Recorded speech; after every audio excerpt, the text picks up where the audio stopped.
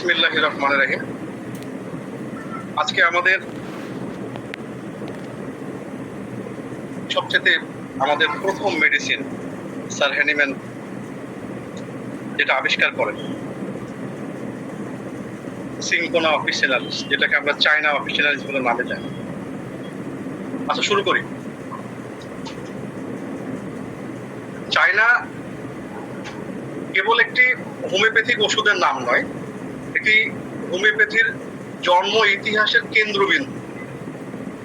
এটা আমাদের কাছে খুবই তাৎপর্যপূর্ণ এবং খুবই গুরুত্বপূর্ণ, কারণ এটার সঙ্গে একটা ইতিহাস, একটা ঐতিহ্য, একটা বিশাল একটা ব্যাপার এখানে জড়িত রয়েছে।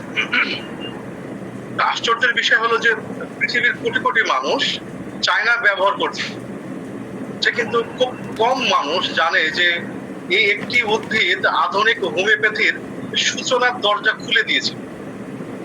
যদি সিনকানো গাছ না থাকতো তাহলে হয়তো আজ হোমিওপ্যাথির নামের চিকিৎসা ব্যবস্থা গড়ে উঠতো না বলে আমি মনে করি, বা ইতিহাসবিদরা মনে করেন। অষ্টাদশ শতাব্দীর শেষ দিকে স্যার স্যামুয়েল হ্যানিম্যান যখন একজন চিকিৎসক, রসায়নবিদ এবং অনুবাদক হিসেবে কাজ করছিলেন, তখন তিনি স্কটিশ চিকিৎসক উইলিয়াম কুলেনের মেটেরিয়া মেডিকা অনুবাদ করছিলেন। সেখানে লেখা ছিল যে সিনকানো ম্যালেরিয়া সারায়, কারণ এটি পাকস্থলীকে শক্তিশালী করে।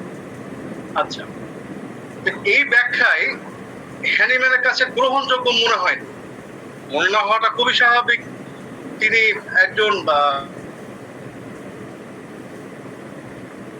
বিজ্ঞানী, রসায়নবিদ, একজন মনস্ক।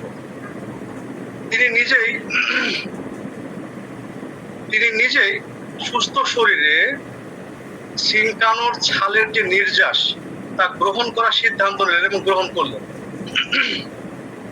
বিস্ময়কর ভাবে তার শরীরে ম্যালেরিয়ার মতো পর্যায়ক্রমিক জ্বর, কাঁপুনি এবং দুর্বলতা দেখা দেয়। এই যে আত্মপরীক্ষা তিনি যে নিজে প্রুভিং করলেন, এখান থেকে তার মনে জন্ম নেয় সেই যুগান্তকারী ধারণা যে পদার্থ সুস্থ মানুষের মধ্যে একটি নির্দিষ্ট লক্ষণ সমষ্টি সৃষ্টি করতে পারে, সেই পদার্থ অসুস্থ মানুষের একই ধরনের লক্ষণ নিরাময় করতে পারে। এই ধারণায় পরবর্তীতে সিমিলিয়া সিমিলিবাস কিউরেন্সার, সদৃশ্য দ্বারা সদৃশ্যের নিরাময় নীতিতে রূপ নেয়। চায়না আমাদের আরেকটি গভীর দার্শনিক শিক্ষা দেয়, সেটা হলো যে প্রকৃতিতে সিনকানো গাছের ছাল তিক্ত, কিন্তু সেই তিক্ততার মধ্যে লুকিয়ে আছে জীবন রক্ষাকারী শক্তি। হোমিওপ্যাথিতেও চায়নার মূল বার্তা একই, যে জীবনের সবচাইতে বড় দুর্বলতা অনেক সময় আসে হারিয়ে যাওয়া শক্তি থেকে, রোগ থেকে নয়। এটা কিন্তু আমাদের উপলব্ধিতে নিয়ে আসতে হবে, আমাদের বুঝতে হবে বিষয়টা। তাই চায়না শুধু জ্বরের ওষুধ নয়, এটি সেই মানুষের বা সেই অসুস্থ রোগীর ওষুধ যে রক্ত, শরীরে তরল বা দীর্ঘ কষ্টের মাধ্যমে নিজের প্রাণ শক্তির বড় অংশ হারিয়ে ফেলেছে, ভাইটাল ফ্লুইড সে হারিয়ে ফেলেছে। তার অসুখের মূল কারণ কোনো অঙ্গের ক্ষতি নয়, বরং জীবনী শক্তি নিঃশেষ হওয়া। আর আরেকটি বিষয় যেটা খুবই কম আলোচিত হয়, সেটা হলো যে চায়না হোমিওপ্যাথির প্রথম প্রবীণ ওষুধ। অর্থাৎ আধুনিক যে মেটেরিয়া মেডিকা যে সূচনা হয়েছিল, এই ওষুধকে কেন্দ্র করে কিন্তু হয়েছিল। তাই চায়না শুধু একটি পলিক্রেস্ট নয়, এটি হোমিওপ্যাথির ইতিহাস, দর্শন এবং বৈজ্ঞানিক অনুসন্ধানের প্রথম অধ্যায়। এক কথায় যদি অর্গানন অফ মেডিসিন হোমিওপ্যাথির সংবিধান হয়, তবে চায়না অফিসিয়ালি হলো সেই বীজ যেখান থেকে সমগ্র হোমিওপ্যাথি বৃক্ষের জন্ম হয়েছে।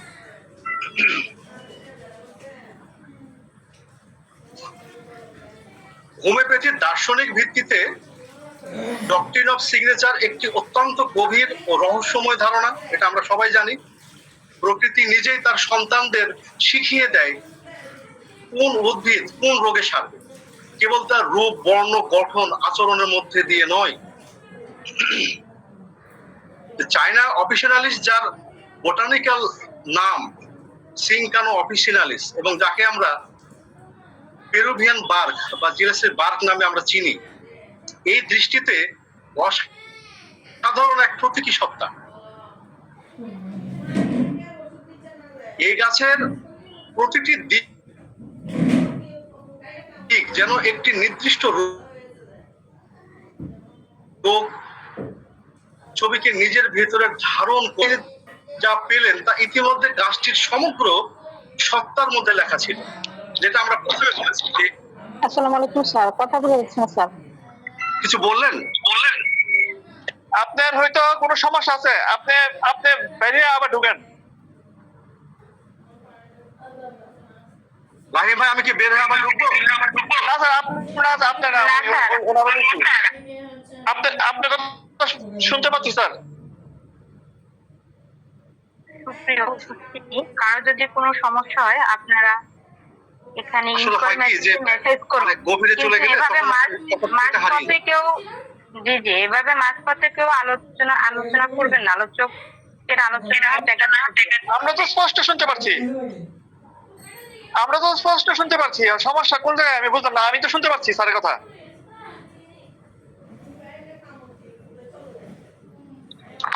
স্যার কন্টিনিউ করেন। আপনি কন্টিনিউ করুন। আচ্ছা, আমি সেই কথাটাই বলছি যে প্রকৃতি নিজে তার সন্তানদের শিখিয়ে দেয় যে কোন উদ্ভিদ কোন রোগ সারাবে, কেবল তার রূপ, বর্ণ, গঠন, আচরণের মধ্যে দিয়ে। এই বিষয়টা কিন্তু স্যার হ্যানিম্যান এই বিষয়টাকে খুব গুরুত্ব সহকারে বিবেচনা করেছিলেন, যার কারণে তিনি যখন প্রুভিং করলেন তখন ইতিমধ্যে গাছের মধ্যে সমগ্র সত্তাটা গাছের মধ্যে লেখা ছিল। সেই বিষয়টি আমরা আজকে আলোচনা করব। সিনকানো বা চায়না আমাদের জন্মায় হলো দক্ষিণ আমেরিকার আন্দেস পর্বতমালার গভীর বনাঞ্চলে, বিশেষ করে পেরু, বলিভিয়া এবং ইকুয়েডরের পাহাড়ি ঢাক, যেখানে আর্দ্রতা বেশি, বায়ু ঠান্ডা এবং কুয়াশা প্রায় সারাক্ষণ মাটিকে ঢেকে রাখে। এই যে পরিবেশ, এই যে নিজের একটি গুরুত্বপূর্ণ সিগনেচার। এই ধরনের স্যাঁতসেঁতে কুয়াশাচ্ছন্ন পরিবেশ হলো ম্যালেরিয়ার আদর্শ আতুড়ে ঘর। যেখানে এই গাছ জন্মায় সেখানে সেই রোগ বেশি হয়। প্রকৃতি তার নিরাময়কে ঠিক সেই স্থানে পাঠিয়েছেন যেখানে রোগ সবচেয়ে বেশি বাসা বাঁধে। এটি ডক্ট্রিন অফ সিগনেচারের সবচেয়ে সরল অথচ গভীর শিক্ষা, যে রোগ এবং ওষুধ একই মাটি থেকে জন্ম নেয়। চায়নার রোগীর মধ্যে আমরা দেখি যে ওই পরিবেশের প্রতিধ্বনি, সে আর্দ্রতায় কষ্ট পায়, ঠান্ডা বাতাসে দুর্বল হয়ে পড়ে এবং তার রোগের ধরন সেই কুয়াশার মতোই পিরিয়ডিক্যালি আসে এবং যায়। ম্যালেরিয়া যেমন নির্দিষ্ট সময়ের ব্যবধানে জ্বর আসে, চায়নার রোগী চিত্র তেমনি প্রতিদিন একদিন অন্তর বা 3 দিন অন্তর লক্ষণগুলো ফিরে আসে। গাছের আবাস ও তার ওষুধি সত্তা, এটা হলো প্রথম সিগনেচার। আমরা যদি গভীরভাবে একটু উপলব্ধি করি তাহলে কিন্তু আমাদের এই গাছটাই কিন্তু আমাদের সবকিছু, রোগীর প্রত্যেকটা বিষয় আমাদের কাছে কিন্তু ধরা, প্রত্যেকটা বিষয় পুঙ্খানুপুঙ্খানুভাবে ধরা যাবে যদি আমরা অনুধাবন করতে পারি, বিশ্লেষণ করতে পারি। এরপরে এই চায়নার যে ঔষধি শক্তি নিহিত আছে তার ছালের মধ্যে, আমরা জানি এটি নিজে একটি অর্থবহ সিগনেচার। কেন অর্থবহ সিগনেচার? কারণ ছাল হলো গাছের বাইরের আবরণ, তার রক্ষা কবচ, তার সীমানা, তার অস্তিত্বের বর্ম। চায়নার রোগী হলেন এমন একজন মানুষ যার রক্ত শক্তি ভেঙে পড়েছে, রক্ষা শক্তি ভেঙে পড়েছে, যার শরীরের সীমানা আর ধরে রাখার ক্ষমতা নেই। রক্তক্ষরণ, দীর্ঘ জ্বর, অতিরিক্ত ঘাম, ডায়রিয়া, সবকিছুর মাধ্যমে শরীরে যে জীবনী শক্তি বাইরে বেরিয়ে যাচ্ছে, ছাল যে গাছকে রক্ষা করে সেই ছালে আছে সেই মানুষের জন্য রক্ষার শক্তি। কি অদ্ভুত ব্যাপার, তাই না? সে নিজে আর রক্ষা করতে পারছে না। চায়নার যে ছাল খুব তেতো, এই তিক্ততা আরেকটি সিগনেচার, যে তিক্ত স্বাদ সারাক্ষণ যকৃত ও পাকস্থলীর সাথে সম্পর্কিত। চায়নার রোগীর পাচনতন্ত্র গভীরভাবে বিপর্যস্ত, পেট ফাঁপা থাকে, গ্যাস জমে, লিভার বড় হয়। তেতো ছাল তো তেতো সত্যি, সত্যি বলে দিচ্ছে যে এই ওষুধ তোমার পাচন এবং লিভারের ওষুধ। আমরা গভীরভাবে চিন্তা করলে কিন্তু আমরা সেটাই পাই। এরপরে কি হয়, যে ছাল থেকে পাওয়া কুইনাইন একটি সাদা তেতো ক্রিস্টালাইন একটা অ্যালকালয়েড, এর বর্ণ গঠন সিগনেচার বহন করে। সাদা রং দুর্বলতা, শূন্যতা, বিবর্ণতার প্রতীক, এটা আমরা জানি। যে চায়না রোগী ঠিক এমনই, রক্ত শূন্যতা, ফ্যাকাশে হলুদ ভাব থাকে তার মুখ সাদা হয়ে যায়, ঠোঁট বিবর্ণ হয়, শক্তি নিঃশেষিত হয়। ক্রিস্টালের যে গঠন হলো যে পুনরাবৃত্তি গঠন, একই একক বারবার সাজানো, এটি চায়নার সবচেয়ে বিখ্যাত সিগনেচার পিরিয়ডিক্যালিসিটি। তার সব লক্ষণ নিয়মিত বিরতিতে ফিরে আসে। ঠান্ডা লাগা, কাঁপুনি, জ্বর, ঘাম, এই তিনটি ধাপ ঘড়ির কাঁটার মতো বারবার আসে। ক্রিস্টালের যে গাঠনিক যে পুনরাবৃত্তি, প্রকৃতি তার ভাষায় বলে দিচ্ছে যে এই ওষুধের রোগ ছন্দময়, পর্যায়ক্রমিক ভাবে আসে। এরপরে চায়নার আরেকটি মাঝারি থেকে বড় আকারের গাছ, এটা কিন্তু আমরা সবাই জানি যে চায়না একটি মাঝারি থেকে বড় আকারের গাছ, কিন্তু তার বৃদ্ধি ধীর, তার কাঠ খুব শক্ত নয় এবং সে ঘন ছায়াময় বনে টিকে থাকে অনেক কষ্টে। এটি কোনো আধিপত্যকারী গাছ নয়, এটি টিকে থাকার গাছ, প্রতিকূলতার মধ্যে বেঁচে থাকার গাছ। চায়নার রোগীও ঠিক এমনই ভাবে, সে দীর্ঘ রোগের পর বেঁচে আছেন কিন্তু প্রাণ শক্তি প্রায় নেই। তিনি দাঁড়িয়ে আছেন কিন্তু দুর্বল, হাঁটছেন কিন্তু চলছেন। এই যে গাছটি তার নিজের অস্তিত্বের মধ্য দিয়ে সেই রোগীর কথাই বলছে। শুধু আমাদের অনুধাবন করতে হবে, আমাদের গভীরভাবে তাকাতে হবে, সেই জিনিসের পর্যবেক্ষণ করতে হবে। গাছের শাখা প্রশাখা ছড়িয়ে পড়ে কিন্তু কেন্দ্রীয় কাণ্ড কিন্তু দুর্বল থাকে, কেন্দ্রীয় কাণ্ডটা দুর্বল থাকে। ঠিক যেমন চায়নার রোগীর হাত পা নড়াচড়ার ক্ষমতা থাকে না, কিন্তু শরীরের কেন্দ্রীয় শক্তি অর্থাৎ ভাইটাল ফোর্স গভীরভাবে ক্ষয়প্রাপ্ত হয়। আবার দেখেন যে সিংকানোর যে ফুল বা চায়নার যে ফুল, মানে ফুল ছোট তুলতুলে আপনারা দেখতে পাচ্ছেন, অত্যন্ত সুগন্ধি কিন্তু খুবই নাজুক, সামান্য স্পর্শে পাপড়ি ঝরে পড়ে। এই নাজুকতা চায়নার রোগীর সবচেয়ে বিশেষ একটি সিগনেচার। চায়নার রোগী হাইপার সেন্সিটিভ, সে স্পর্শে, শব্দে, আলোতে, গন্ধে সে অতিমাত্রায় সংবেদনশীল, অতিমাত্রায় সংবেদনশীল। শরীরে হালকা স্পর্শ করলে তার অসহ্য লাগে, অথচ শক্ত চাপ দিলে আরাম পায়। দারুণ ব্যাপার না? আবার ঠিক যেমন ওই ফুলের পাপড়ি হালকা বাতাসে কাঁপে কিন্তু শক্তভাবে ধরলে আকারে ধরে রাখে। আবার দেখেন যে ফলের মধ্যে অনেক বীজ থাকে, প্রচুর সম্ভাবনা, কিন্তু সবগুলো বিকশিত হওয়ার শক্তি নেই। চায়নার রোগীর মনেও অনেক স্বপ্ন, অনেক পরিকল্পনা, কিন্তু শরীরের দুর্বলতা তা বাস্তবে রূপ পায় না। তার মধ্যে আছে হিরোইক ফ্যান্টাসি, মনে মনে নিজেকে বীর ভাবেন কিন্তু বাস্তবে কাজ করার শক্তি তার নেই।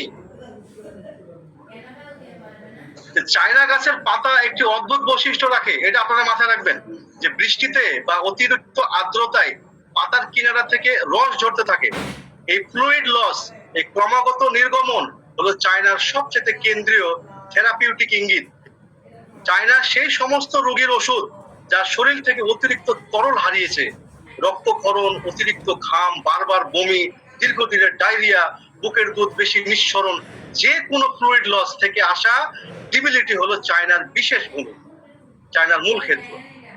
পাতার এই যে ঝরে পড়া কেবল পানির ক্ষতি নয়, এই শক্তির ক্ষতি, এটি শক্তির ক্ষতি, লবণের ক্ষতি, জীবনে সারের ক্ষতির প্রতীক। কারণ গাছ নিজেই সে রোগটি অনুভব করছে যা সে সারাতে এসেছে। আবার চায়নার যে ছালের তিক্ততা কেবল শারীরিক নয়, মানসিক জগতেও সে একটি গভীর সিগনেচার রাখে।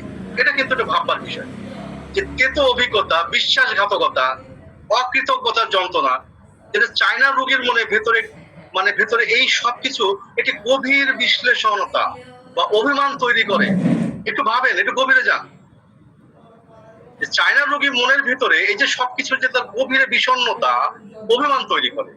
সে মানুষের প্রতি বিরক্ত, সমাজের প্রতি হতাশ, নিজের প্রতিভার প্রতি সঠিক মূল্যায়ন না পেয়ে সে নিজেকে গুটিয়ে নেয়। যে গাছের তিক্ততা বলছে যে এই মানুষ জীবনের তিক্ততা পান করেছে অনেক বেশি, এত দিলেন, এত কষ্ট করলেন, কিন্তু কি পেলেন? কিন্তু পেলেন না কিছুই।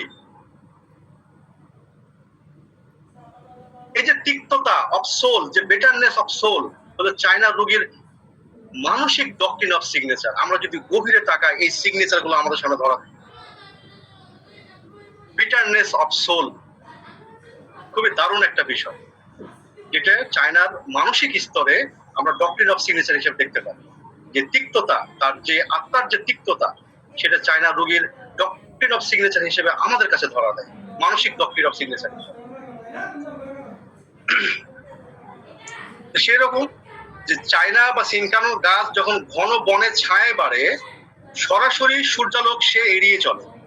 এই সিগনেচারটি চায়না রোগীর ফটোফোবিয়া ও বা ওই সংবেদনশীলতার সাথে মিলে যায়। আপনারা একটু খেয়াল করেন, সূর্যের সরাসরি সূর্যালোক সে এড়িয়ে চলে, চায়না গাছ এড়িয়ে চলে। তো এই সিগনেচারটা কি বলছে? যে চায়না রোগী ফটোফোবিয়া এবং সংবেদনশীলতার সাথে মিলে যায়। তীব্র আলো, তীব্র শব্দ, তীব্র গন্ধ সবই তার জন্য অসহনীয়। সে ছায়া খোঁজে, নীরবতা খোঁজে, প্রশান্তি খোঁজে। গাছের যে ছায়াকৃতি, রোগীর সেই অন্তর্মুখিতা এবং অতি সংবেদনশীলতার ভাষা, তাই না? এটা তো তার ভাষা।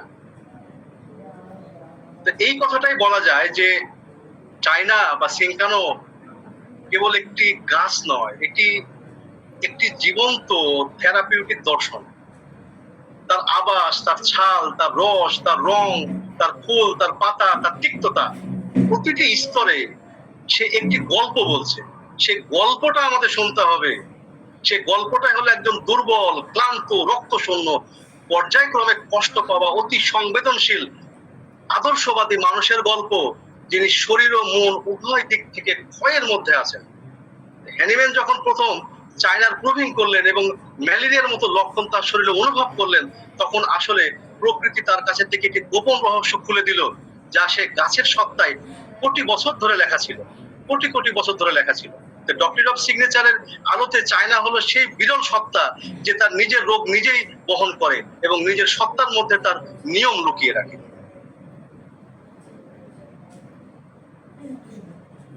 হোমিওপ্যাথিক দর্শনে আমাদের কনস্টিটিউশন বলতে আমরা বুঝি যে একজন মানুষের সামগ্রিক সত্তা, তার শরীর, মন, আবেগ, স্বপ্ন, ভয়, প্রতিক্রিয়া এবং জীবনের প্রতি তার মৌলিক দৃষ্টিভঙ্গি।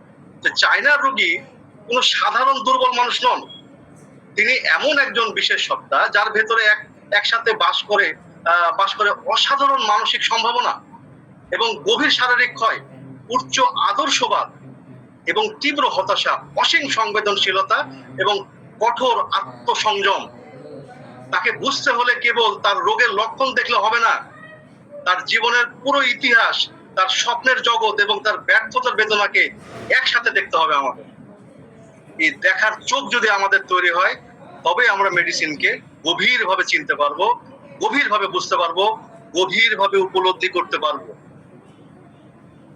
চায়নার রোগী শরীর সাধারণত পাতলা, লম্বা ও সরু গড়নের হয়, এটা তো আপনারা জানেন। তার মুখমণ্ডল ফ্যাকাশে বা হলুদ ভাব, যেন রক্তের আভা সেখান থেকে বিদায় নিয়েছে। চোখের নিচে গভীর কালো দাগ, চোখ দুটো কিছুটা বড় এবং উজ্জ্বল, কিন্তু সেই উজ্জ্বলতার ক্লান্তির ছায়া তার মধ্যে আমরা দেখতে পাই। তার ত্বক শুষ্ক, রুক্ষ, চুল পাতলা, পেট প্রায় ফোলা থাকে, বিশেষ খাবারের পরে গ্যাস জমে পেটে, বেলুনের মতো ফুলে যায়, অথচ ঢেকুর বা বায়ু বের হলে তাতে কোনো আরাম আসে না। এই যে পেট ফাঁপার যে বিশেষত্ব হলো সব দিকে সমানভাবে ফোলে, কিন্তু একটি স্থানে নয়। তার শরীর অত্যন্ত সংবেদনশীল, হালকা স্পর্শে, ঠান্ডা বাতাসে, সামান্য পরিশ্রমে সে ভেঙে পড়ে, কিন্তু শক্তভাবে চাপ দিলে আরাম পায়। এটি চায়নার একটি অত্যন্ত বিশেষ মডালিটি, যা তার সংবেদনশীলতার বিরোধী ভাষঙ্গী দিকটিকে প্রকাশ করে, বিরোধীভাষী দিকটিকে প্রকাশ করে। সে বাইর থেকে দেখতে ভঙ্গুর, কিন্তু ভেতরে একটি শক্ত কেন্দ্র ধরে রাখার চেষ্টা করছে, সে সর্বদা এটা করে। তার শরীরে ফ্লুইড লসের ইতিহাস প্রায় সর্বদা পাওয়া যায়। দীর্ঘদিনের ডায়রিয়া, অতিরিক্ত রক্তক্ষরণ, দীর্ঘ জ্বরের পর অবসন্নতা, মাত্রাতিরিক্ত ঘাম, বারবার বমি, এই ধরনের কোনো না কোনো ইতিহাস তার পেছনে থাকে। শরীর থেকে প্রাণরস বেরিয়ে গেছে এবং সেই রক্ত শূন্যতা এখন তার সমগ্র সত্তা গ্রাস করে ফেলেছে। চায়না মূলত একটি শরিক এবং সিফিলিটিক মিশ্রিত সত্তা, এটা আমরা জানি। তবে তার প্রধান অভিব্যক্তি শরিক, কারণ সোরা যেমন ক্ষয়, অপ্রাপ্তি, অভাবের মায়াজাম, তেমনি চায়নার রোগীরা সমগ্র জীবন যেন সেই অপ্রাপ্তির একটা অখ্যান। সে অনেক দিয়েছে, অনেক পরিশ্রম করেছে, অনেক ভালোবেসেছে, কিন্তু পেয়েছে সামান্যই। এই যে শরিক বঞ্চনাবোধ তার মনের গভীরে একটি দীর্ঘস্থায়ী ক্ষত তৈরি করে। যখন সিফিলিস মায়াজামের প্রভাব পড়ে, তখন চায়নার রোগীর মধ্যে দেখা যায় ধ্বংসাত্মক চিন্তা, তীব্র হতাশা, জীবনের প্রতি শ্রদ্ধতা। তিনি মনে করতে শুরু করেন সব শেষ হয়ে গেছে, আর কিছুই করার নেই। এই স্তরে তার হিরোইক ফ্যান্টাসি ধীরে ধীরে ডিপ্রেশনের রূপ নেয়, মারাত্মক ডিপ্রেশনের রূপ নেয়। আবার আমরা দেখি যে চায়না রোগী মানসিক জগৎটা অত্যন্ত সমৃদ্ধ এবং জটিল। তিনি স্বভাবতই একজন আদর্শবাদী।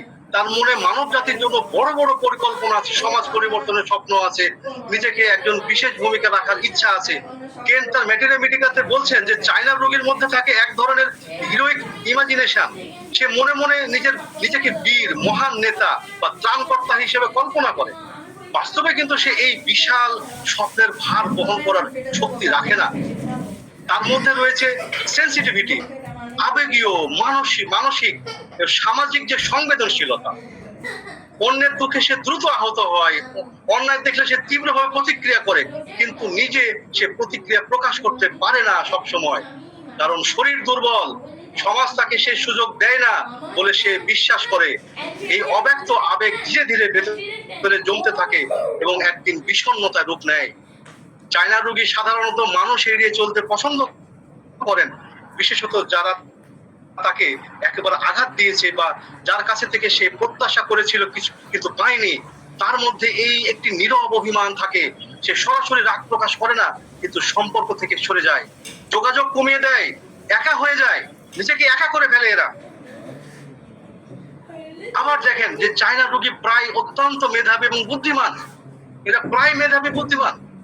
সাহিত্য, দর্শন, সঙ্গীত, শিল্পের প্রতি তার গভীর আগ্রহ থাকে। সে একজন চিন্তাশীল মানুষ, সমস্যার গভীরে যেতে চায়। সহজে উভয় উত্তরণ চেষ্টা সম্ভব নয়, তারপরে সে জানে, তারপরে সমস্যার গভীরে যেতে চায়। সে সহজে উত্তরে যাবে, সে সন্তুষ্ট নয়।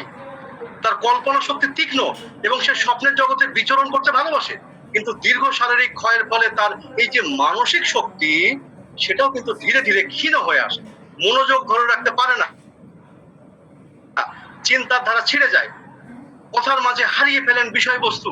এই যে মানসিক অবক্ষয়, তার মধ্যে শারীরিক দুর্বলতা হচ্ছে বেশি কষ্টের, কারণ তার পরিচয় কোনো কেন্দ্র ছিল তার বুদ্ধিমত্তা এবং চিন্তা শক্তি। এটা আমাদের মাথায় রাখতে হবে যে তার পরিচয় কেন্দ্রই ছিল তার বুদ্ধিমত্তা আর চিন্তা শক্তি। আবার দেখেন চায়না রোগীর সম্পর্কে অত্যন্ত গভীরভাবে বিনিয়োগ করেন, সম্পর্কের ক্ষেত্রে অত্যন্ত গভীরভাবে বিনিয়োগ করেন। ভালোবাসায়, বন্ধুত্বে, পেশাদারের সম্পর্কে সব জায়গায় তিনি বিনিয়োগ করেন। সে সম্পূর্ণভাবে দেয়, নিজেকে উজাড় করে দেয়, কিন্তু যখন সে বিনিয়োগের প্রতিদান আসে না, যখন সে অকৃতজ্ঞতা পায়, বিশ্বাসঘাতকতার সম্মুখীন হয় বা কেবল উপেক্ষিত হয়, তখন তার ভিতরে একটি গভীর ক্ষত তৈরি হয়। চায়না রোগী একটি বিশেষ মানসিক লক্ষণ হলো dwells on past fascination। সে পুরনো কষ্টের কথা বারবার মনে করে, নস্টালজিক হয়ে যায়। সে বারবার নস্টালজিক হয়ে যায়, সে পুরনো কষ্টের কথা বারবার মনে করে, বারবার সে ঘটনা ফিরে যায়, সে বারবার ঘটনায় ফিরে যায়। মনটা যেন সেই ক্ষতে আঙ্গুল দিয়ে খুঁটিয়ে খুঁটিয়ে তাকে থাকে, ফুটাতেই থাকে। এই যে বিশ্বাস ভঙ্গের যে অভিজ্ঞতা থেকে সে ধীরে ধীরে মানুষের প্রতি একটি মানে সাধারণকৃত অবিশ্বাস তৈরি করে দেয়।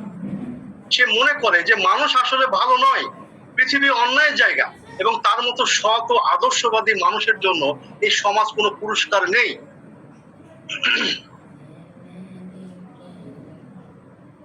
আবার দেখেন, এই রোগীর মধ্যে ভয়ের একটি বিশেষ রং আছে। সে সাধারণত প্রাণীদের ভয় পায়, বিশেষত কুকুর ও পোকামাকড়ে ভয় পায়, রাতে একা থাকতে ভয় পায়, অন্ধকারে একটা অজানা আতঙ্ক কাজ করে। কিন্তু এই ভয় সে প্রকাশ করে না সহজে। সে নিজেই জানে যে এই ভয় যুক্তিসঙ্গত নয়, তাই লুকিয়ে রাখে।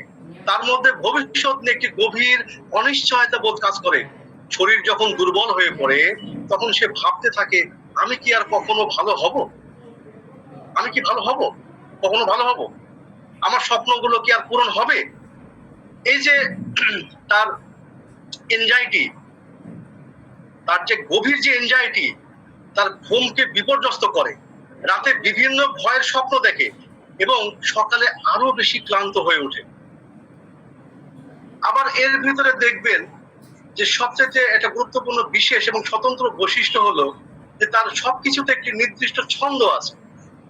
শারীরিক লক্ষণ নির্দিষ্ট সময় অন্তর ফিরে আসে, প্রতিদিন একই সময় মাথা ব্যথা, প্রতি সপ্তাহে একই দিনে দুর্বলতা, প্রতি মাসে একই ধরনের সংকট।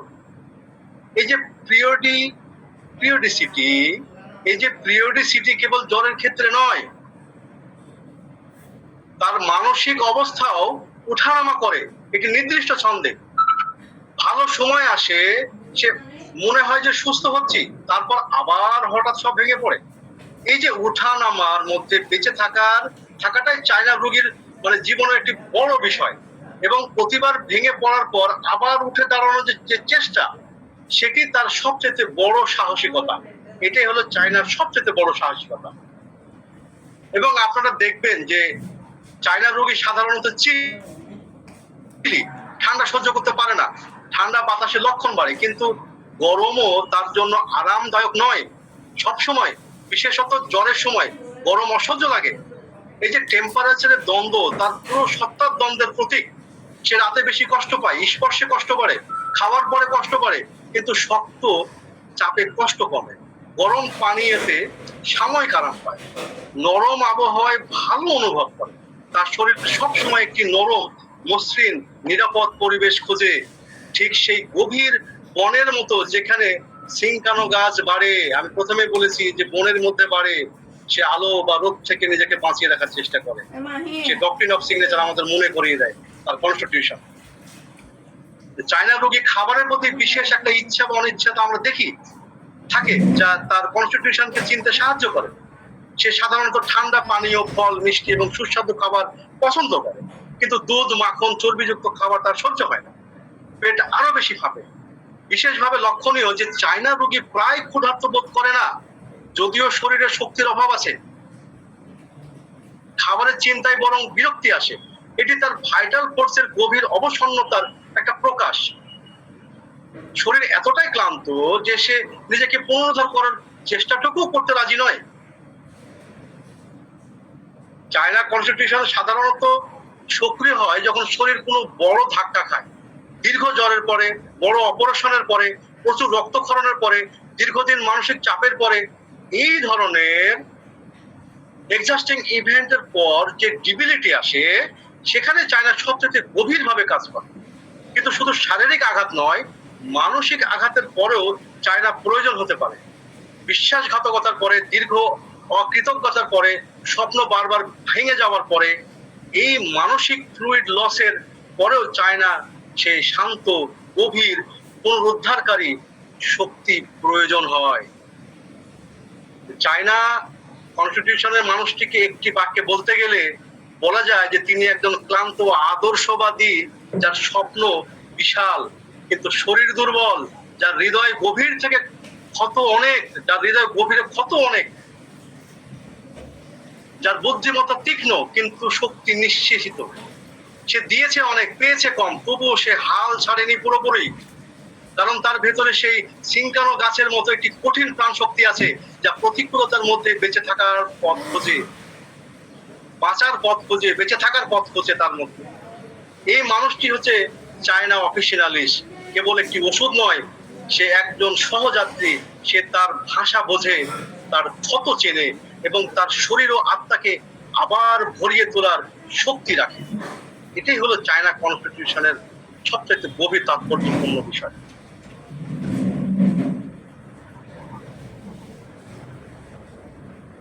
আমরা যদি চায়নার ফিজিওগ্নমি দেখি, সেখানে আমরা কি দেখি? চায়নার রোগীর মুখের রং হলো তার সবচেয়ে প্রথম এবং সবচেয়ে স্পষ্ট ফিজিওগ্নমির চিহ্ন। যে ফিজিওগ্নমির যে চিহ্ন রয়েছে সেটা হলো স্পষ্ট। তার মুখ ফ্যাকাশে সাদা অথবা হলুদ ভাব মেটে রঙের, যেন সেখান থেকে রক্তের আভা ধীরে ধীরে বিদায় নিয়েছে। সে বিবর্ণতা কোনো সাময়িক অসুস্থতার চিহ্ন নয়, এটি দীর্ঘক্ষয়ের ছাপ যা ত্বকের গভীরে গেঁথে আছে। যে রোগী দীর্ঘদিন রক্তক্ষরণ, বারবার এনিমিয়ায় ভুগছে, বারবার জ্বর, দীর্ঘস্থায়ী ডায়রিয়া ভুগছেন, তার মুখে এই বিবর্ণতা একটি স্থায়ী সাক্ষী হয়ে থাকে। এটা আমাদের বুঝতে হবে। চায়নার রোগীর মুখের দিকে তাকালে আমাদের বুঝতে হবে। চোখের নিচে পাতা উল্টিয়ে দেখলে ভিতরে মিউকাস মেমব্রেন একেবারে ফ্যাকাশে। রক্ত শূন্যতার যে ক্লাসিক চিহ্ন চায়নার রোগীর ক্ষেত্রে প্রায় সর্বদা উপস্থিত থাকে। ঠোঁটের রং স্বাভাবিক গোলাপি নয়, ফ্যাকাশে বা হালকা নীলাভ আভা সেখানে দেখা যায়। আমাদের একটু দেখতে হবে। এরপরে চোখের দিকে যদি তাকান, চোখের নিচে গভীর নীলচে বেগুনি বা কালো দাগ থাকে, যা তার বয়সের চেয়ে অনেক বেশি পুরনো মনে হয়। এই যে দাগ কেবল ঘুমের অভাবের চিহ্ন নয়, এটি শরীরের গভীর যে ভাইটাল ফ্লুইড লুজ হয়ে গেছে সেটার প্রকাশ।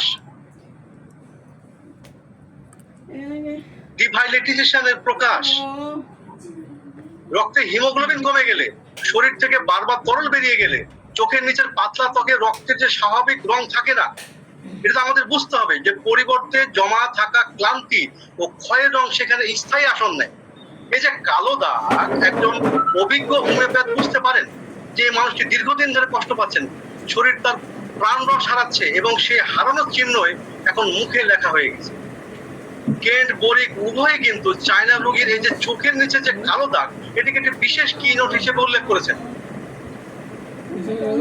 আবার দেখেন যে রোগীর গালের ভিতরে দেবে যাওয়া, আমরা দেখি যে চায়না রোগীর গালটা দেবে যায়, তারপরে গালের যে হাড় স্পষ্ট ভাবে বের হয়ে থাকে এবং গালের যে মাংস পাতলা, যেন শরীরের চর্বি ও মাংস ধীরে ধীরে শুকিয়ে যাচ্ছে। এটা আমরা দেখি রোগীর মধ্যে। এই যে সানকেন বা চিক্স বা গর্তে যাওয়া যে গাল, যে চায়নার একটি অত্যন্ত বৈশিষ্ট্যপূর্ণ ফিজিওগ্নমিক চিহ্ন, সেটা কিন্তু আমাদের কিন্তু বুঝতে বাকি নাই। আপনারা গভীরভাবে পর্যবেক্ষণ করলে বুঝতে পারবেন। দীর্ঘমেয়াদী রোগ ভোগার পরে যে ক্রমাগত যে ফ্লুইড লস হচ্ছে এবং শরীরে যে পুষ্টিহীনতার ফলে যে মুখের মাংস একইভাবে কমে যায়, এটা কিন্তু আমরা চায়না রোগীর দিকে তাকালে আমরা বুঝতে পারি। মুখের যে কাঠামো দেখে মনে হয় যে এই মানুষটি শরীর থেকে ক্ষয়ে যাচ্ছে, খাওয়া হয়ে যাচ্ছে। সে বাইরে থেকে হয়তো শান্ত দেখাচ্ছে, কিন্তু তার শরীরের ভিতরে একটি নীরব যুদ্ধ চলছে, প্রাণ শক্তি ধরে রাখার যুদ্ধ। সে যুদ্ধের নাম হলো প্রাণ শক্তি ধরে রাখার যুদ্ধ। চায়না রোগীর চোখের দিকে তাকালে আপনারা দেখবেন যে চোখ হলো তার সবচাইতে বিরোধীভাষী বৈশিষ্ট্য। চোখ দুটো বড় বড়, কোনো সময় অস্বাভাবিক রকম উজ্জ্বল দেখায়, কিন্তু সেই উজ্জ্বলতার পেছনে আছে গভীর ক্লান্তি, যেন একটি মোমবাতি শেষ হওয়ার আগে একবার বেশি জ্বলে ওঠে, সেই রকম উজ্জ্বলতা। এই চোখ আছে বুদ্ধিমত্তার দীপ্তি। এই চোখের দিকে তাকালে আপনি বুঝতে পারবেন যে বুদ্ধিমত্তার দীপ্তি তার প্রকাশ পাচ্ছে, চমকাচ্ছে তার মধ্যে। সংবেদনশীলতার গভীরতা এবং একই সাথে অব্যক্ত কষ্টের ছায়া তার চোখে মুখে প্রকাশ পায়। চোখের মনি স্বচ্ছ গভীর, দেখলে মনে হয় এই মানুষটি অনেক কিছু দেখছে, অনেক কিছু বুঝছে, অনেক কষ্ট পেয়েছে। চোখের পাতা সামান্য ভারী, বিশেষত সকালে উঠলে চোখ খুলতে কষ্ট হয়। চোখের চারপাশে একটি সামগ্রিক বিষণ্ণতার আভা থাকে, যা দেখে যে কোনো মানুষের মনে সহানুভূতি জেগে ওঠে। এইভাবে আমরা বর্ণনা করলে পায়ের নখ থেকে মাথার চুল পর্যন্ত আমরা বর্ণনা করতে পারি, কিন্তু আমাদের হাতে অত সময় নেই। আমি একটু কভার করতে চাচ্ছি চায়নাটা।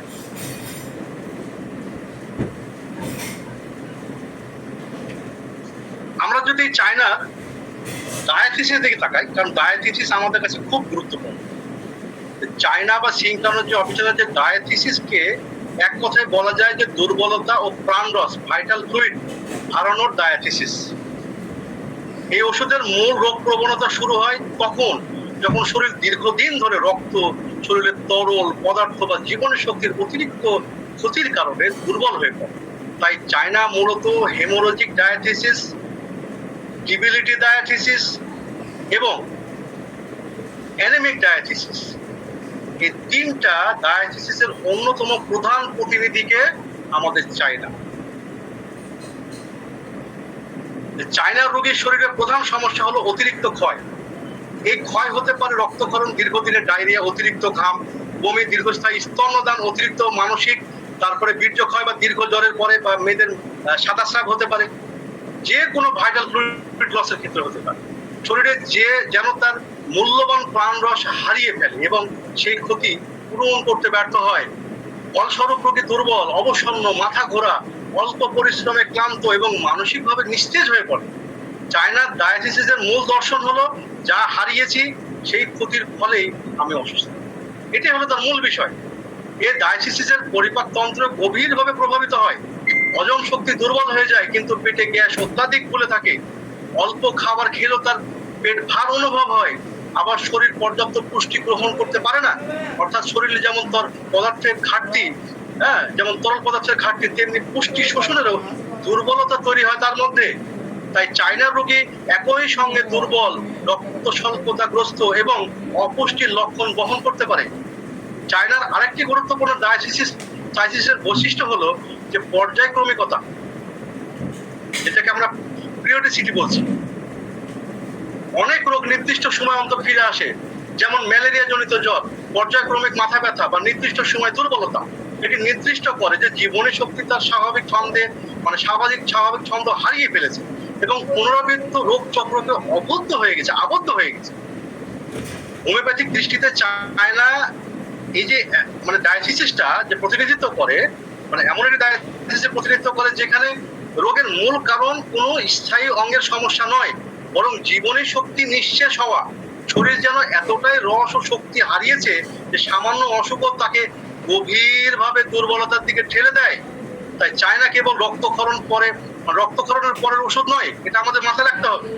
আমরা হুট করে রক্তক্ষরণ পরে কিন্তু আমরা চায়না প্রেসক্রিপশন করে বসি। এটি সেই রোগ প্রবণতার ওষুধ যেখানে ক্ষয় রোগের মূল ভিত্তি, যেখানে রক্ত, শরীরের তরল পদার্থ, জীবনের শক্তি দীর্ঘস্থায়ী ক্ষয় শরীরকে দুর্বল, অ্যানেমিক, গ্যাসপূর্ণ বা পুনরাবৃত্ত রোগ প্রবণতা করে তোলে। সেখানে চায়নার ডায়াথিসিসের সূচনা হয়। আমরা যদি চায়নার টেম্পারমেন্টের দিকে দেখি, চায়না রোগের টেম্পারমেন্ট মূলত ভিত্তি হলো অতিরিক্ত সংবেদনশীলতা, স্নায়বিক দুর্বলতা এবং জীবনী শক্তির ক্ষয়। এরা সাধারণত বুদ্ধিমান, ভদ্র, মার্জিত, দায়িত্বশীল প্রকৃতির মানুষ, কিন্তু দীর্ঘদিনের রক্তক্ষয়, অসুস্থতা বা শরীরের যে তরল পদার্থের ক্ষতির ফলে যে মানসিক ও শারীরিক ভাবে অত্যন্ত স্পর্শকাতর হয়ে পড়ে। সামান্য শব্দ, আলো, গন্ধ, স্পর্শ, কথাবার্তা তার বিরক্ত হতে পারে, সে বিরক্ত করতে পারে, তাকে বিরক্ত করে। সামান্য কথাবার্তা তাদের বিরক্ত করতে পারে। এই যে শব্দ, আলো, গন্ধ, স্পর্শ, এগুলো সবই তাকে বিরক্ত করতে পারে। মনে হয় যেন স্নায়ুতন্ত্রের সমস্ত তার অতিরিক্ত টানটান হয়ে আছে। চায়না রোগী সহজে রাগী নয়, কিন্তু দুর্বলতার কারণে খিটখিটে, অস্থির এবং অধৈর্য হয়ে উঠতে পারে। সে একা থাকতে পছন্দ করে, কারণ বেশি কথা বলা, মানুষের ভিড় বা মানসিক উত্তেজনা তাকে আরো ক্লান্ত করে তোলে। শরীরের শক্তি কমে যাওয়ার সঙ্গে সঙ্গে তার মানসিক সহনশীলতা কমে যায়, ফলে সামান্য বিরক্তিকর পরিস্থিতিতেও সে অতিরিক্ত প্রতিক্রিয়া দেখাতে পারে। এই রোগীদের একটি বিশেষ বৈশিষ্ট্য হলো দুর্বল হলো মানসিকভাবে সচেতন থাকা। এটা তার খুবই গুরুত্বপূর্ণ বৈশিষ্ট্য। তারা নিজেদের যে শারীরিক অবস্থার প্রতি খুব সংবেদনশীল থাকে এবং শরীরের প্রতিটি পরিবর্তন গভীরভাবে অনুভব করে। অনেক সময় তার ভবিষ্যৎ স্বাস্থ্য নিয়ে দুশ্চিন্তাও করে, কারণ তার অনুভব করে যে শরীর আগের মতো শক্তিশালী নেই। আমাদের ক্লাসিক্যাল টেম্পারমেন্টের দৃষ্টিতে চায়না প্রধানত মেলানকোলিক এবং নার্ভাস প্রকৃতির। মেলানকোলিক যে বৈশিষ্ট্য তাকে শান্ত, চিন্তাশীল এবং দ্রুত ক্লান্ত করে তোলে, আর নার্ভাস বৈশিষ্ট্য তাকে অতি সংবেদনশীল, অস্থির এবং বাহ্যিকভাবে উদ্দীপনার প্রতি অত্যন্ত প্রতিক্রিয়াশীল করে। চায়নার রোগীর ভেতরের অনুভূতি যেন এমন যে আমার শক্তি ফুরিয়ে গেছে, তাই পৃথিবীর প্রতিটি শব্দ, প্রতিটি আলো, প্রতিটি উত্তেজনা এখন আমার জন্য অনেক বেশি। এই কারণে তার টেম্পারমেন্ট, কোমলতা, ক্লান্তি, সংবেদনশীলতা এবং বিরক্তি সব একসঙ্গে উপস্থিত থাকে। তা আমরা দেখি যে চায়নার টেম্পারমেন্টে চায়না ভদ্র, সংবেদনশীল, বুদ্ধিমান মানুষ, যার জীবনের শক্তি ক্ষয় হয়ে যাওয়ায় সে সামান্য উদ্দীপনত ক্লান্ত, বিরক্ত এবং স্নায়ুভাবে অতি প্রতিক্রিয়াশীল হয়ে পড়ে। এটাই চায়নার টেম্পারমেন্ট। আমরা যদি চায়নার মায়াজামের দিকে তাকাই, সেখানে কি দেখি? সেখানে শরীর, তবে এর মধ্যে টিউবারকুলার যে প্রবণতা স্পষ্ট ছাপ দেখা যায়। আমরা এটাও দেখি যে চায়নার মূল ধ্বংস, ডিস্ট্রাকশন, অতিবৃদ্ধি বা অতিবৃদ্ধি, যেটা ওভারগ্রোথ, এটা কিন্তু নয়, বরং জীবনী শক্তির ক্ষয় এবং শরীরের যে স্বাভাবিক শক্তি পুনরুদ্ধারের অক্ষমতা। তাই এটি মূলত একটি ফাংশনাল মায়াজামেটিক অবস্থা, যেখানে রোগের শুরু হয় প্রাণ শক্তির দুর্বলতা। শরীর স্তরে চায়নার রোগীর দীর্ঘদিনের রক্তক্ষরণ, ডায়রিয়া, অতিরিক্ত ঘাম, বমি, স্তন্যদান বা দীর্ঘ জ্বর বা অন্যান্য যে কারণ শরীরের গুরুত্বপূর্ণ তরল পদার্থ হারিয়ে ফেলে। এই ক্ষতির ফলে যে শরীর দুর্বল, অ্যানিমিক, ক্লান্ত, অতি সংবেদনশীল হয়ে পড়ে। রোগী অনুভব করে যে তার শক্তি নিঃশেষ হয়ে গেছে, কিন্তু শরীর এখনো স্থায়ী কোনো কাঠামোগত ধ্বংস নাও থাকতে পারে। এই কার্যগত দুর্বলতা, ফাংশনাল উইকনেস, শরীর মায়াজামের অন্যতম বৈশিষ্ট্য। চায়নার টিউবারকুলার যে উপাদান প্রকাশ করে যে কোনো রোগের আক্রান্ত হওয়া, দ্রুত শক্তি হারিয়ে ফেলা, রক্ত স্বল্পতা, ওজন কমে যাওয়া এবং দীর্ঘস্থায়ী অবসাদের মাধ্যমে শরীর যেন প্রতিবার অসুস্থতার পর সম্পূর্ণভাবে ঘুরে দাঁড়াতে পারে না। রোগী কিছুটা সুস্থ হয়, আবার সামান্য কারণে দুর্বল হয়ে পড়ে। এই যে পুনরাবৃত্ত ক্ষয় এবং প্রাণ শক্তির যে অস্থিরতা টিউবারকুলার মায়াজামেটিক যে বৈশিষ্ট্যের সঙ্গে একদম সামঞ্জস্যপূর্ণ। চায়নার একটি গুরুত্বপূর্ণ বৈশিষ্ট্য হলো যে পর্যায়ক্রমিকতা। সেটা আমি প্রথমে বলেছি, পিরিয়ডিসিটি। এই বিষয়ে আমি না বলি। এখন বিষয়টা হলো যে চায়নার যে মায়াজামেটিক যে দর্শনের মূল কথা হলো যে আমি ধ্বংস হয়ে যাচ্ছি না, কিন্তু বারবার শক্তি হারাচ্ছি। আমি লড়াই করতে চাই, কিন্তু আমার জীবন শক্তি বারবার নিঃশেষ হয়ে যাচ্ছে। তাই চায়না সেই সব রোগীর ওষুধ যাদের অসুস্থতার কেন্দ্রবিন্দু হলো ক্ষয়, দুর্বলতা এবং প্রাণ রসের অভাব, ভাইটাল ফ্লুইডের অভাব, ধ্বংসাত্মক টিস্যু পরিবর্তন নয়। অতএব চায়নার মায়াজাম হলো এমন এক শরীর টিউবারকুলার অবস্থা যেখানে রক্ত, প্রাণ রসের দীর্ঘস্থায়ী ক্ষয়ে জীবনী শক্তি নিঃশেষ হয়ে যায়। ফলে রোগী বারবার দুর্বলতা, অ্যানিমিয়া এবং পর্যায়ক্রমিক রোগে আক্রান্ত হয়। আমরা যদি পার্সোনালিটির দিকে তাকাই, আমরা পার্সোনালিটি কি বুঝি? হোমিওপ্যাথিতে পার্সোনালিটি বলতে আমরা বুঝি যে একজন মানুষের সে অন্তর্নিহিত চরিত্র, যা তার জন্মগত স্বভাব, জীবনের অভিজ্ঞতা এবং রোগের প্রভাবে একই সাথে তৈরি হয়। যে চায়নার যে পার্সোনালিটি হলো যে হোমিওপ্যাথিক মেডিকেলের সবচেয়ে কাব্যিক ও দার্শনিক ব্যক্তিত্বগুলোর একটি। এই মানুষটিকে চিনতে হলে শুধু তার রোগের লক্ষণ দেখলে হবে না, তার স্বপ্নের জগৎ, তার প্রেমের ধরন, তার ব্যর্থতার প্রতিক্রিয়া, তার নীরব যে অভিমানের গভীরতা, সেখানে যেতে হবে। চায়নার রোগী কোনো সাধারণ মানুষ নন, তিনি একটি বিশেষ সত্তা বা বিশেষ আত্মা, যিনি এই পৃথিবীতে এসেছেন অনেক দেওয়ার ইচ্ছা নিয়ে, কিন্তু বারবার পেয়েছেন শূন্যতা।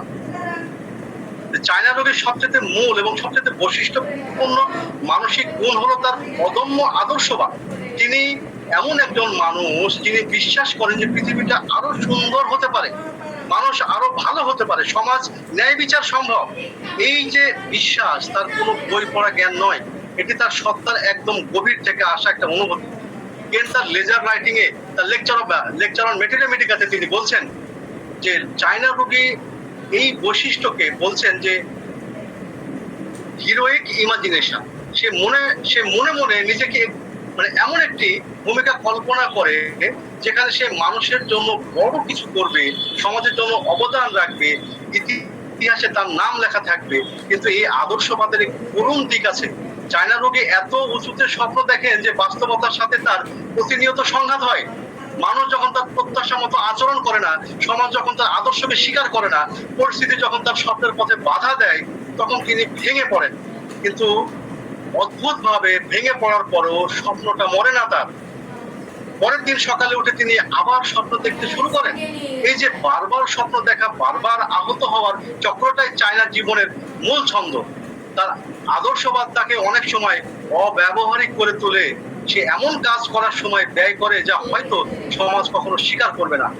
এমন মানুষকে ভালোবাসে যে সেই ভালোবাসার যোগ্য নয়। এমন আদর্শ ধরে রাখে যা হয়তো এই পৃথিবী কখনো পূর্ণরূপে বাস্তবায়িত হবে না। কিন্তু তবুও সে ছাড়ে না, কারণ ছেড়ে দিলে সে আর থাকে না।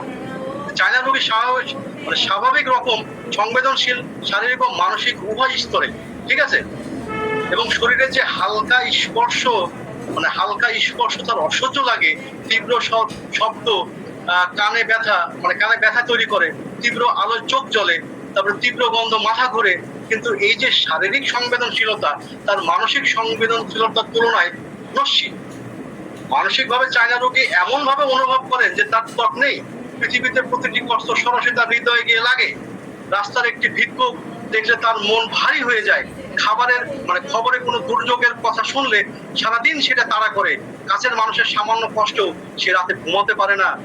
সে অতিরিক্ত এমপ্যাথি থাকে, তাকে একজন অসাধারণ মানবিক মানুষে করে তোলে, মানবিক মানুষ করে তোলে তাকে। কিন্তু এই যে একই সাথে তাকে ক্রমাগত ক্লান্ত করে চলে। এই যে সংবেদনশীল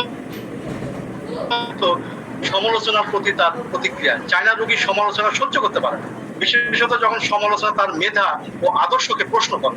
সামান্য সমালোচনা তাকে গভীরভাবে আহত করে এবং সে আঘাত দীর্ঘদিন বুকে বহন করেন তিনি।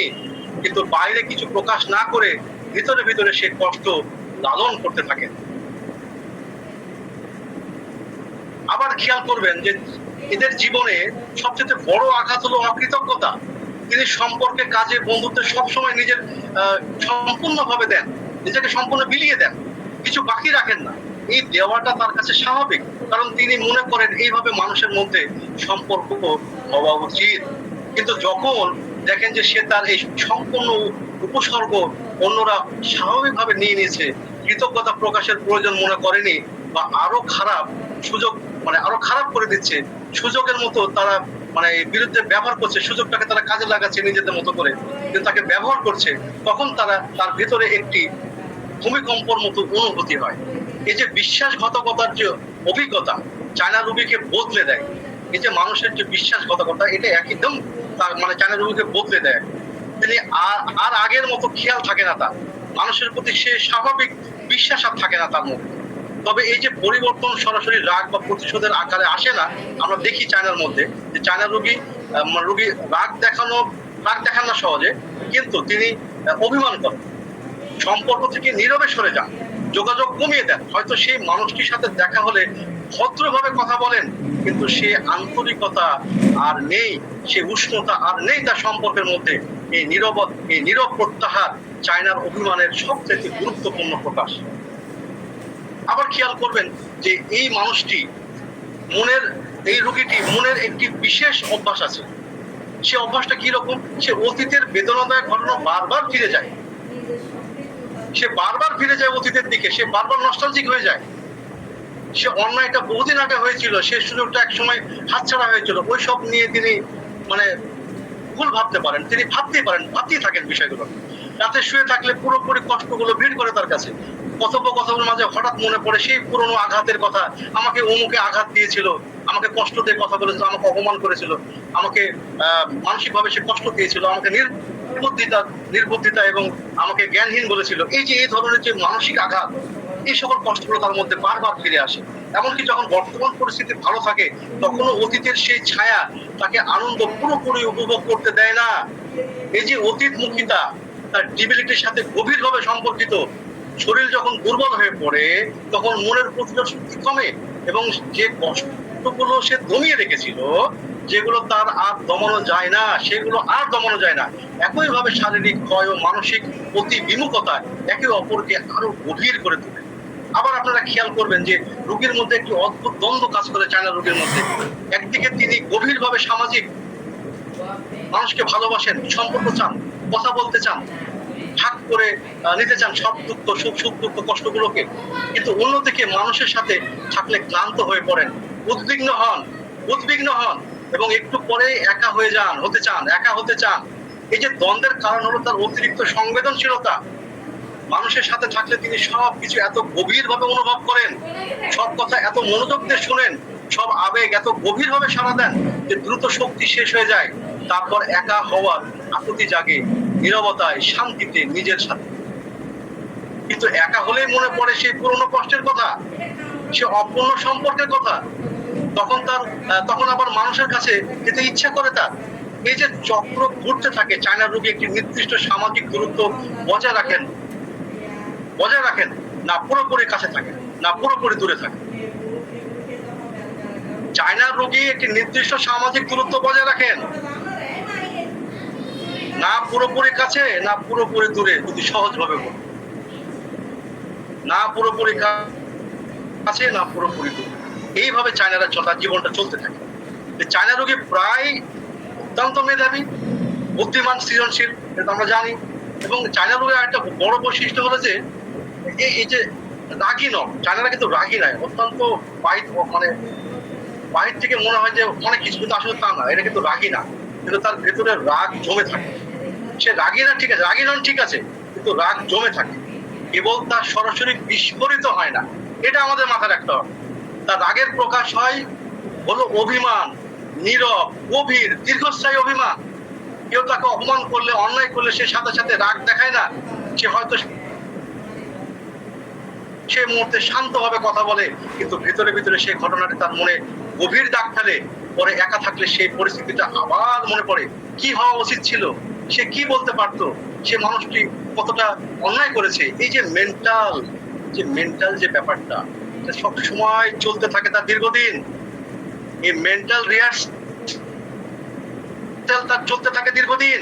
তবে কখনো কখনো যখন সহ্যের সীমা অতিক্রম হয়, চায়না রোগী হঠাৎ তীব্রভাবে প্রতিক্রিয়া করতে পারে, এমন ভাবে যা দেখে যে অন্যরা অবাক হয়ে যায়, কারণ তারা জানতো না যে এতদিন ধরে এত কষ্ট জমেছিল। এই বিস্ফোরণের পর চায়না রোগী নিজেই অনুতাপ করেন, কারণ এই প্রকাশ তার নিজের আদর্শের সাথে অসামঞ্জস্য নয়। চায়না শিশুদের ক্ষেত্রে আমরা দেখি যে চায়নার রোগীকে শিশুকাল থেকে চেনা যায়। ছোটবেলায় সে ছিল অত্যন্ত সংবেদনশীল, কল্পনাপ্রিয় এবং একটু অন্যরকম। অন্য বাচ্চাদের সাথে খেলার চেয়ে বই পড়তে বা একা থাকতে বেশি ভালো লাগতো। ছোট থেকে সে ন্যায় অন্যায়ের ব্যাপারে সচেতন, কেউ অন্যায় করলে সে প্রতিবাদ করতো, এমনকি নিজে ক্ষতিগ্রস্ত হতো। শিশু চায়না প্রায় অসুস্থ থাকতো, ঘন ঘন জ্বর, পেটের সমস্যা, দুর্বলতা। অসুস্থ অবস্থায় সে বইয়ের মধ্যে ডুবে থাকতো, কল্পনার জগতে বিচরণ করত। সে শৈশবের সংবেদনশীলতা আদর্শবাদে পরিণত বয়সও অক্ষুণ্ণ থাকে। শুধু তার উপর চাপিয়ে দেওয়া হয় জীবনের যে ক্ষত ও কষ্টের স্তর, তারপরে তার ভিতরে এই সকল পরিবর্তন গুলো। চায়নার পার্সোনালিটিকে এক কথায় যদি আমরা বলতে গেলে বলা যায় তিনি এই পৃথিবীর একজন কবি। কবির মতোই তার অনুভূতি গভীর, কবির মতোই তার স্বপ্ন বিশাল, কবির মতোই তার কষ্ট তীব্র, কবির মতোই সে প্রতিকূলতার মধ্যেও সৌন্দর্য খোঁজে। এই মানুষটির কাছে একজন হোমিওপ্যাথির দায়িত্ব কেবল শরীরের ফ্লুইড ব্যালেন্সে ফিরিয়ে দেওয়া নয়, তার আত্মা বা তার সত্তা, সেই আলোটাকে আবার জ্বালিয়ে দেওয়া বা দীর্ঘক্ষয় কষ্টের মধ্যে ক্ষীণ হয়ে এসেছে। সেই চায়না যখন সঠিকভাবে দেওয়া হয়, তখন কেবল শরীর সুস্থ হয় না, সে মানুষটির চোখে আবার সেই পুরনো স্বপ্ন আলো ফিরে আসে।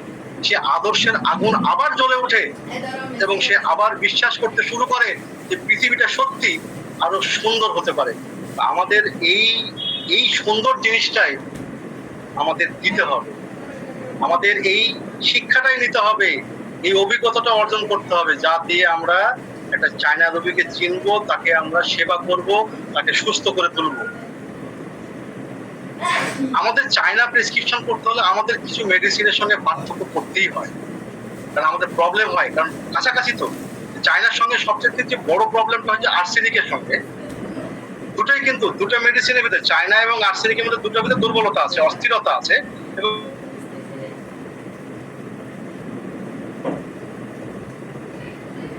দুটো লক্ষণ বাড়ে। দুটোতে ডায়রিয়া পাকস্থলীর সমস্যা থাকে, চায়নাতেও আছে আর্সেনিকেও আছে। এই যে মিলের কারণে দুটোকে আলাদা করা কিন্তু অনেক সময় কঠিন হয়ে পড়ে আমাদের জন্য। কিন্তু আর্সেনিকের রোগীর দুর্বলতার রং সম্পূর্ণ আলাদা। আর্সেনিকের দুর্বলতা আসে ভয় থেকে, সে মৃত্যু ভয়ে ভীত, একা থাকতে ভয় পায়, রাত 12টার পর অতি আতঙ্কিত হয়ে ওঠে, তার অস্থিরতা শারীরিক মানসিক উভয় দিকে, সে এক জায়গাতে বসে থাকতে পারে না, বিছানা থেকে উঠে অন্য জায়গায় যায়, আবার ফিরে আসে। এই যে চায়না রোগীরা এরকম করে, মানে সরি আর্সেনিকের রোগীরা করে। চায়না রোগীরা কি করে, চায়না রোগীরা কিন্তু শুয়ে থাকতে পছন্দ করে, তার দুর্বলতা থাকে স্থির করে দেয়, মানে অস্থির করে না। যেখানে আর্সেনিকের রোগীর ডায়রিয়া বা জ্বালা পোড়াকারী, হ্যাঁ, তারপরে দুর্গন্ধযুক্ত বা রোগীকে অত্যন্ত দুর্বল করে দেয়, কিন্তু পরিমাণে কম থাকে। তো চায়নার ডায়রিয়া পেইনলেস, প্রচুর পরিমাণে হয়, হলুদ বা সবুজ ভাব থাকতে পারে, থাকে। আবার গ্রীষ্মে বা ফলমূল খেলে পারে। কিন্তু আর্সেনিকের সবকিছুতে কিন্তু পোড়ার অনুভূতি পায়, আর্সেনিক সবকিছুতে পোড়ার অনুভূতি পায়। চায়নাতে সে জ্বালা কিন্তু নেই। আবার দেখেন মানসিক ভাবে আর্সেনিক অত্যন্ত ফাস্টিডিয়াস, সে পরিচ্ছন্নতার ব্যাপারে অতিরিক্ত সচেতন, সবকিছু গুছিয়ে রাখতে চায়। চায়না রোগী সেরকম আর্সেনিক গুছিয়ে রাখতে চায়। আবার চায়না রোগী সেরকম নন, তিনি আদর্শবাদী, কল্পনা প্রিয়, কিন্তু পরিচ্ছন্নতার ব্যাপারে অবসেসিভ নন। আর্সেনিকের ভয় মৃত্যু কেন্দ্রিক, চায়নার ভয় ব্যর্থতা কেন্দ্রিক। আবার তাপমাত্রার দিক থেকে আর্সেনিক সবসময় গরম চায়, গরম পানীয়, গরম শেক, সবকিছুতে আরাম, চিলি, ঠিক আছে, গরম আরাম। আর চায়না হলো কি চিলি, কিন্তু তার ক্ষেত্রে ঠান্ডা পানীয়ের ইচ্ছা থাকে কখনো কখনো। এই সূক্ষ্ম পার্থক্যটি দুটো ওষুধকে আলাদা করতে আমাদের সাহায্য করে। আবার দেখেন চায়নার সঙ্গে আরেকটা গুরুত্বপূর্ণ মেডিসিন ফেরামেটালিকা। এই দুটো ওষুধের মধ্যে তুলনা সবচেয়ে বেশি প্রয়োজন হয় রক্ত শূন্যতা, দুর্বলতার ক্ষেত্রে। দুটোতেই কিন্তু মুখে ফ্যাকাশা, দুটোতে রক্তক্ষরণের পরে দুর্বলতা, দুটোতে পরিশ্রম করে কষ্ট করে, কিন্তু এখানে কিন্তু মিল শেষ। ফেরামের রোগী কি হয়, একটি বিশেষ বৈশিষ্ট্য হলো তার মুখ কখনো কখনো হঠাৎ লাল হয়ে যায়, বিশেষত মানে ফ্যাকা। আবার দেখা যায় যে হলে যে পরিশ্রম করতে, তাই না? আবার এই প্রসেস বা রেডনেস চায়নাতে কিন্তু রোগীতে নেই, কিন্তু চায়না রোগীতে কিন্তু রেডনেস কিন্তু নাই। চায়নার মুখ একটানা ফ্যাকাশে বা কোনো লালচে আভা নেই। আবার ফেরামে দেখেন যে রোগী সামান্য পরিশ্রমে কিন্তু কষ্ট পায়, কিন্তু ধীরে ধীরে হাঁটলে ভালো লাগে। এটি অদ্ভুত মনে হলো যে ফেরামের একটি কিনোট লক্ষণ। আবার অন্যদিকে দেখেন যে চায়না রোগী পরিশ্রমে কষ্ট পান এবং বিশ্রামে আরাম পান, তার হাঁটা, তার কষ্ট কমায় না, এটা চায়নার ক্ষেত্রে হয়। আবার ফেরামের ক্ষেত্রে দেখেন যে ডায়রিয়া রাতে হয়, খাবার সময় বা খাবার পরই হয়, মাঝরাতে খাবার খেলে তাৎক্ষণিক ডায়রিয়া, এই ওষুধের একটি চমৎকার কিনোট। আবার চায়নার দিকে তাকান, চায়না ডায়রিয়া একইভাবে সরাসরি খাবার সাথে সম্পর্কিত নয়, তাই না? আবার মানসিকভাবে ফেরামের রোগী সহজে উত্তেজিত হন, সামান্য বিরোধিতায় রেগে যান। চায়না রোগী রেগে যান, তাই ফেরামের রোগীরা, মানে ফেরামেটালিকা। আর চায়না রোগীরা কি হয়, চায়না রোগী বরং ভেতরে কষ্ট পান, প্রকাশ্যে রাগ কম দেখান, অভিমান তার প্রধান আবেগ, রাগ কিন্তু নয়, রাগ কিন্তু তেমন থাকে না চায়না রোগীদের ক্ষেত্রে। আমরা তো সেটা জেনে আসছি আমরা, ঠিক আছে। এইরকম ভাবে আমাদের আরো কিছু মেডিসিনের সঙ্গে, যেমন চায়নার সঙ্গে পালসেটিলা, তারপরে চায়নার সঙ্গে কার্বোভেজ, নেট্রামিউরিটিকাম, তারপরে অ্যাসিড ফস, তারপরে হলো আমাদের চিলেনিয়াম সালফার, এরকম মেডিসিন কিন্তু আমাদের পার্থক্য করতে হয়। আমরা যদি সঠিকভাবে পার্থক্য করতে পারি, ডিডি করতে পারি, মেডিসিনকে পার্থক্য করতে পারি, বুঝতে পারি, চিনতে পারি, উপলব্ধি করতে পারি, তবে কিন্তু আমাদের চায়না কখনোই ভুল হবে না। আমি শেষ চায়নার সঙ্গে পালসেটিলার পার্থক্য করে আমি আজকে আমার লেকচারের সমাপ্তি টানছি, রাত অনেক হয়ে গেছে। এই যে দেখেন যে দুটোতে কিন্তু ফ্লুইড লসের পরে কিন্তু দুর্বলতা হয়, দুটো মেডিসিনে আছে, দুটোতেই মানসিক সংবেদনশীলতা, দুটোতেই পাকস্থলীর সমস্যা, কিন্তু এই দুটো ওষুধের মানে আত্মাটা কিন্তু সম্পূর্ণ বিপরীত। পালসেটিলা রোগীর সান্ত্বনায় ভালো থাকে, কেউ কাছে থাকলে, মাথায় হাত বুলিয়ে দিলে, সহানুভূতি দেখালে তার লক্ষণ কমে। আবার কি হয় চায়নার ক্ষেত্রে, কি হয় চায়না রোগী কিন্তু সহানুভূতিতে ভালো থাকে না, বরং অনেক সময় সহানুভূতি তাকে বিরক্ত করে, তাকে বিরক্ত করে, সে মনে করে তুমি আমাকে দুর্বল ভাবছো, এটা চায়না ভাবে, ঠিক আছে। আবার পালসেটিলা খোলা হাওয়া, ঠান্ডা ভালো, মানে ঠান্ডায় ভালো থাকেন, ঠিক আছে পালসেটিলা রোগীরা। আবার চায়না কি করে, ঠান্ডায় কষ্ট পান, গরম পছন্দ করেন, এটা থার্মাল বিপরীত, দুটোকে কিন্তু আলাদা, স্পষ্টভাবে আলাদা করা যায়। আবার পালসেটিলার লক্ষণ হলো পরিবর্তনশীল, কোনো নির্দিষ্ট নিয়ম নেই, হ্যাঁ, কোথাও কোনো স্থায়িত্ব নেই। চায়নার লক্ষণ কিন্তু পিরিয়ডিক, নির্দিষ্ট ছন্দে আসে, এই পার্থক্যটা কিন্তু অত্যন্ত গুরুত্বপূর্ণ পার্থক্য করার ক্ষেত্রে পালসেরিলার সঙ্গে চায়না। আবার পালসেরিলা পিপাসাহীন, চায়না কিন্তু পিপাসা থাকতেও পারে আবার নাও থাকতে পারে। পালসেরিলা চর্বিযুক্ত খাবারে কষ্ট পায়, চায়নাও কিন্তু পায়, কিন্তু চায়নার প্রধান সমস্যা হলো ফল ও দুধে কষ্ট তার পায়। এই হলো আমাদের চায়না। আমি চেষ্টা করলাম এত বড় একটা বড় মেডিসিন যতটুকু পারলাম আমি চেষ্টা করলাম আপনাদের সাথে তুলে ধরার, ভুল ত্রুটি মার্জনীয়। অসংখ্য ধন্যবাদ। আসসালামু আলাইকুম। অসংখ্য ধন্যবাদ স্যারকে অনেক সুন্দরভাবে চায়না মেডিসিনটাকে উপস্থাপনা করার জন্য। আজকের ক্লাসটি নিয়ে যদি কারো কোনো প্রশ্ন থাকে আপনারা প্রশ্ন করতে পারেন। আজকের ক্লাসটি প্রশ্ন পর্ব। আজকের ক্লাসটি নিয়ে কারো কোনো প্রশ্ন থাকলে আপনারা প্রশ্ন করুন, হ্যান্ড প্রেস করুন।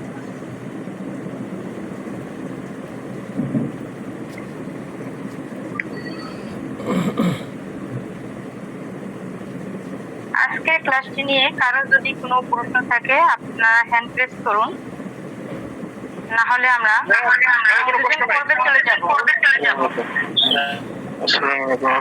আমি প্রমোদ বলছিলাম। হ্যালো, স্যার বলুন। আমি তো নতুন প্র্যাকটিস করছি।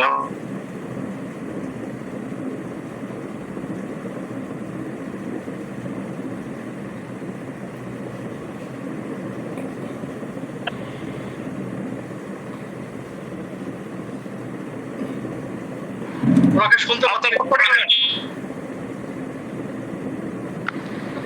আসসালামু আলাইকুম। জি স্যার, ওয়ালাইকুম সালাম। আপনি আপনার প্রশ্নটি করুন। আমি যে চায়নাতে যেমন একটা আছে যে অনেকের হচ্ছে ঘুম হয় না, ঘুম কম হয়, হ্যাঁ, সেক্ষেত্রে আমি বলছিলাম যে চায়না মেডিসিন খুব ভালো কাজ করে। আমি একজন রুগীকে দিয়েছিলাম, তার চায়নার সবগুলোই সিমটম গুলো মিলে, কিন্তু আসলে চায়নাটা ভাবে তার কাজ করে নাই, মানে কাজ করতেছে না। সেক্ষেত্রে আমি কি করব?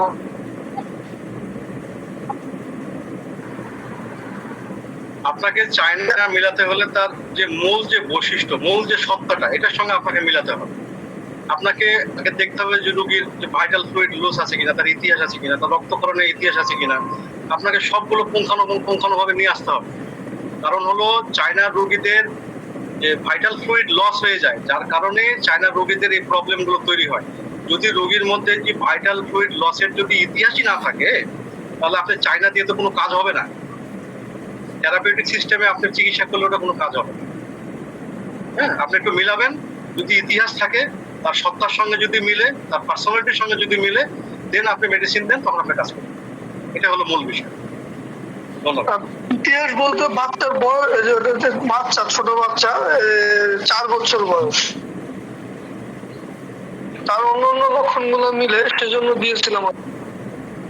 আপনাকে টোটালিটি অফ সিমটম করতে হবে। আপনার 4 বছরের বাচ্চা হোক, বাচ্চা দেখেন যে দীর্ঘদিন ধরে জ্বর হয় কিনা, জ্বর ভালো হয় না, বা বাচ্চার পেটের সমস্যা লেগেই থাকে, হ্যাঁ, বিভিন্ন রকম যে ব্যাপারগুলো রয়েছে সেগুলো থাকবে।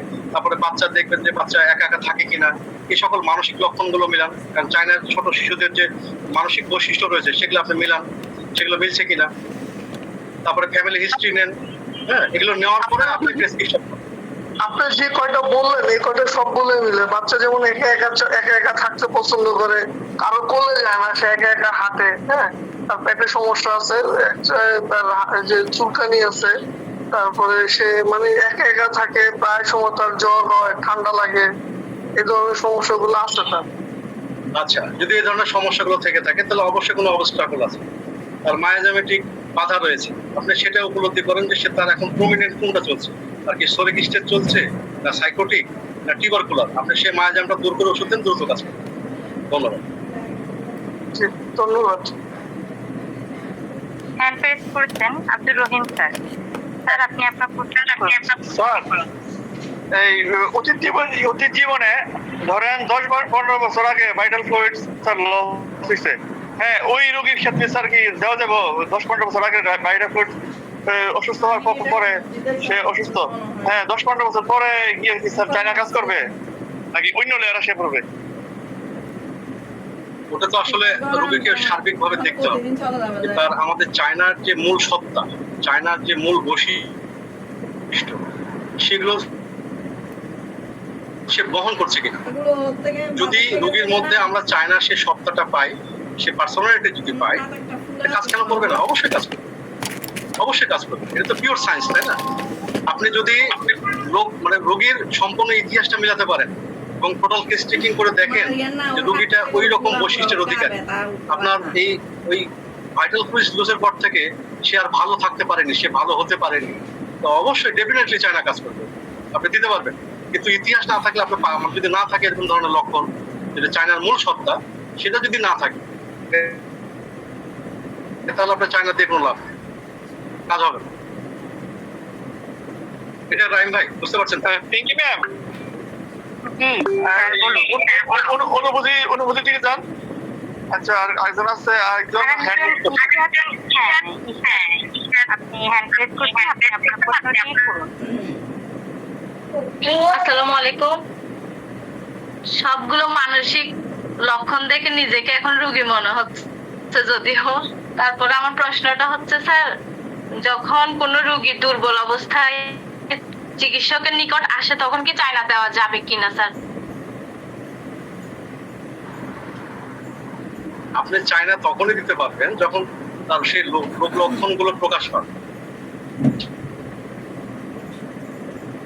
সে মানুষ, কিন্তু আমরা করি কি যে দুর্বলতা আমরা চায়না দিই, কিন্তু এটা তো আসলে হোমিওপ্যাথি না। হ্যাঁ, এইভাবে হোমিওপ্যাথি হয় না।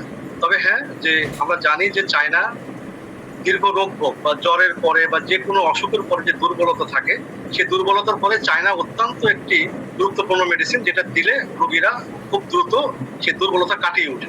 ঠিক আছে, আমরা সেক্ষেত্রে ব্যবহার করতে পারি, কিন্তু আপনাকে সর্বক্ষেত্রে মনে রাখতে হবে যে স্যার হ্যানিম্যান আমাদের কি বলেছেন অর্গান অফ মেডিসিন, সেটা মাথায় রাখতে হবে। আপনি রোগীকে চিনেন, রোগীকে চিনে বুঝে ওষুধ দেন, দেন আপনি দেখেন যে কি সুন্দর রেজাল্ট আসে। কিন্তু আপনি রোগীকে চিনতে পারলেন না, মেডিসিনটাকে বুঝতে পারলেন না, রোগীর সঙ্গে মিলাতে পারলেন না, তাহলে কিন্তু মেডিসিন দিয়ে কোনো কাজ হবে না। যে থেরাপিউটিক্স, অব্যর্থ, ধনন্তরী, হ্যাঁ, এই সকল বই পড়ে আপনারা কখনোই এই আপনাদের মেধা বুদ্ধিটাকে নষ্ট করবেন না। এটা কিন্তু আমাদের নিউ জেনারেশনে ধ্বংস করে দিচ্ছে। এই সকল অপবইগুলো আমাদের খুব দ্রুত অপসারণ করা উচিত। আমি আপনাদেরকে বলবো, আপনারা কখনোই এই ধরনের ধনন্তরী আর হলো এই ধরনের চুটকি বই আপনারা ব্যবহার করবেন। এগুলো করার কারণে আপনারা প্রকৃত হোমিওপ্যাথির যে মানে রাস্তা, সেই রাস্তা থেকে আপনারা হটে যাচ্ছেন, মূল সত্তা থেকে আপনারা হটে যাচ্ছেন, শিকড় থেকে আপনারা হটে যাচ্ছেন। এই জায়গাটা আপনারা খুব গুরুত্ব সহকারে বিবেচনা করবেন। অসংখ্য ধন্যবাদ।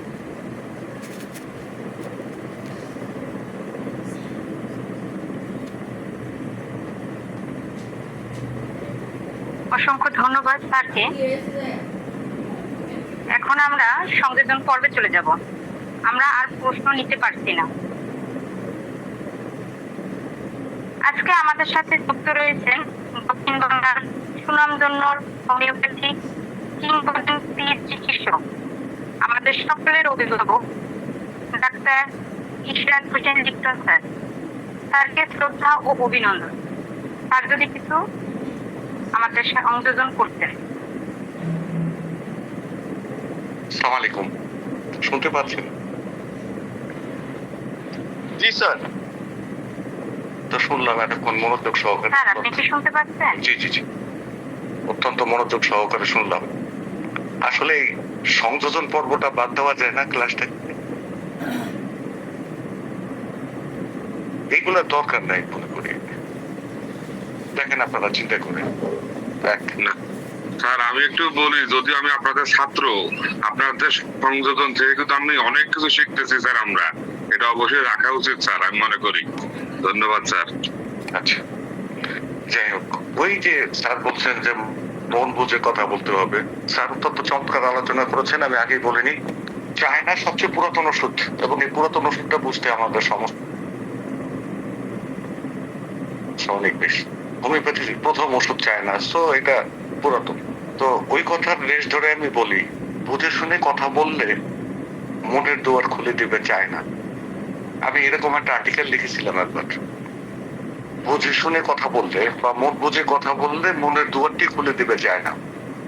চায়না রোগীর সঙ্গে যদি সবচেয়ে হ্যান্ডেলিং করা কঠিন, চায়না, চীনা, তারপরে নার্স ভূমিকা, এই সমস্ত রোগীগুলো হ্যান্ডেলিং করা কঠিন ডাক্তারের পক্ষে। এর মধ্যে চায়নার অবস্থাটা হলো যে চায়নার রোগী যদি বুঝে ফেলে যে আপনি ডাক্তার তাকে ঠিকঠাক ভাবে পরিমাপ করতে পারছেন না, দেন একটা কথাও বলবেন না, কোনো কিছু প্রকাশ করবেন না, তিনি বরং চিকিৎসা না নিয়ে চলে যাবেন। আমি এই প্রসঙ্গে আসবো সবার শেষে, যেহেতু স্যার শেষ কথাটা বলছে এই কথাটা টেনে নিলাম। দেখেন, এই গত একটা বছর বা তারও বেশি সময় ধরে ডেঙ্গুর প্রভাব চলছে বাংলাদেশে, এবং ডেঙ্গু এবং চিকুনগুনিয়া মারাত্মক প্রভাব চলছে। এতে বিভিন্ন ওষুধ দিয়ে আমরা ট্রিটমেন্ট করেছি, কিন্তু ডেঙ্গুর প্রভাব কেটে উঠতে না উঠতেই একটা সমস্যা দেখা দিল কমন ম্যাক্সিমাম রোগীতে, থ্রম্বোসাইটোপেনিয়া, এক ধরনের রক্তের একটা রোগ। এটা প্লাটেলেট যে কমে যায়, রোগীকে সুস্থ করা হয় অ্যালোপ্যাথিক চিকিৎসায়, পরে আবার এই প্লাটেলেটের ঘাটতি জনিত নানা জটিলতা ভুগতে থাকে। তো অসংখ্য রোগীর থ্রম্বোসাইটোপেনিয়ায় চায়না দরকার হয়েছে, এবং চায়না দ্বারা সাকসেসফুল ট্রিটমেন্ট করা গেছে। এটা আমার এক্সপিরিয়েন্সটা বলে নিলাম। আসলে কি হ্যানিম্যানের প্রবীণ সহ প্রচলিত বই থেকে আমরা জানি, আমরা যে ধারণাটা পাই সেটা হলো দীর্ঘ সময় ধরে ক্রমাগত শরীর থেকে রক্ত রস বা তরল জৈবিক ক্ষরণ হলে চায়না নির্দেশিত হয়। এরপর এই কথাগুলো নিয়ে বিভিন্ন ভাবে ওই রোগের লক্ষণ টক্ষণ দিয়ে একটা ম্যাথমেটিকা করা হয়েছে। এরপর অনেকে চায়নাটাকে নতুন করে প্রুভ করেছেন, এবং বিশেষ কিছু জিনিস এটার সাথে সংযুক্ত হয়েছে। আমাদের ওই বিষয়গুলো দেখতে হবে এবং আমাদের এই বিষয়গুলো বুঝতে হবে। স্যার বলে গেছেন, স্যার হয়তো বা সময় পাননি, এই ফোকাসটা আরেকটু ক্লিয়ার করলে মানে নতুনদের জন্য বুঝতে ভালো হতো। আমি যা বলবো সবগুলো স্যার বলে গেছেন, তো একটু টাচ দিই। রোগের প্রচুর রক্তক্ষরণ, ডায়রিয়া বা প্রচুর ঘাম হওয়ার ইতিহাস আছে। এই প্রচুর রক্তক্ষরণ, ডায়রিয়া বা প্রচুর ঘাম হওয়ার ইতিহাস আছে বা ইতিহাস থাকে, যা তাকে ক্লান্ত দুর্বল করে ফেলে, ক্লান্ত এবং দুর্বল করে দেয় বা দুর্বল অবস্থায় রাখে। এই থিমটাই আমরা করে পাই। আসলে কি এটাই যথেষ্ট? না। চায়নার একটা বিশেষ লক্ষ্য কিন্তু আরেকটু জোর দিয়ে বলা দরকার, সুপার সেন্সিটিভিটি।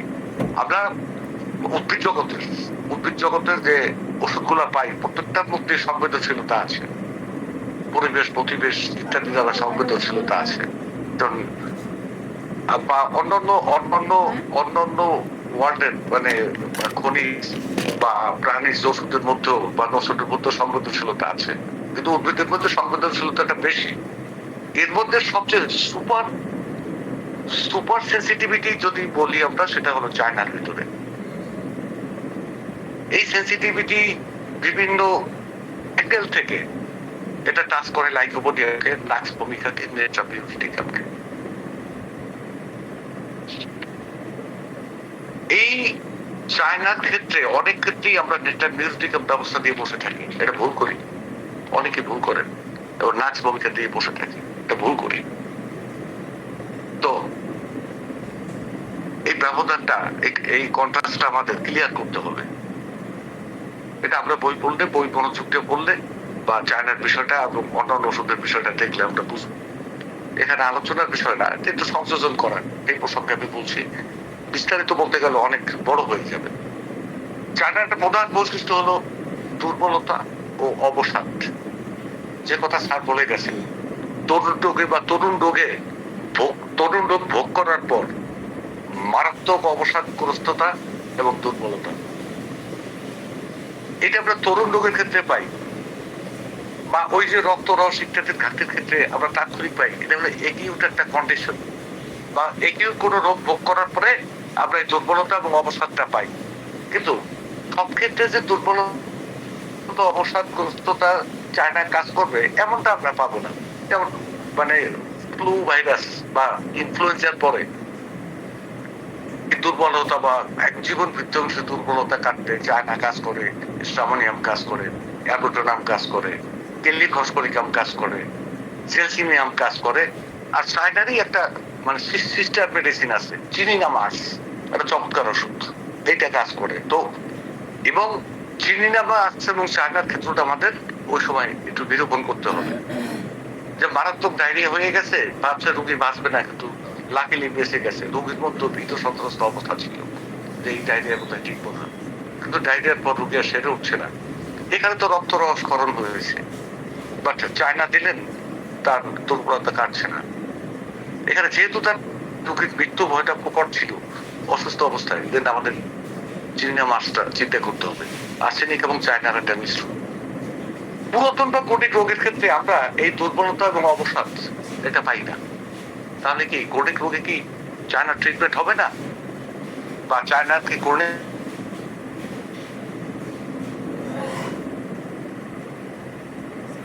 অবস্থাটা নাই? মানে একটা স্নায়বিক অবশ্যই আছে অবস্থা এবং অতি অতি সংবেদনশীলতা। এই স্নায়ুবিকটা আমরা যেটা পাই পুরাতন রোগের অতি সংবেদনশীলতা, আমরা একটা ভিতরে ভেতরে এক ধরনের মানে বিরক্তিকর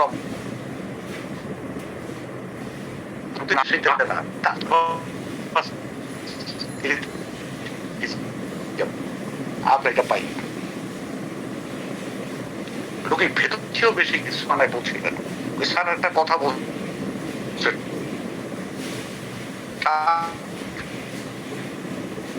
একদম তারার সপ্তমে পৌঁছে দেয়। এটা বুঝবেন একদম শেষ স্কেলটায় পৌঁছে দেয়, টান টান একটা অবস্থা, যেখান থেকে সহ্যটার একদম শেষ বর্ডার লাইনে শেষ সীমানায় পৌঁছে দেয়, রোগী সহ্য করতে পারেন না।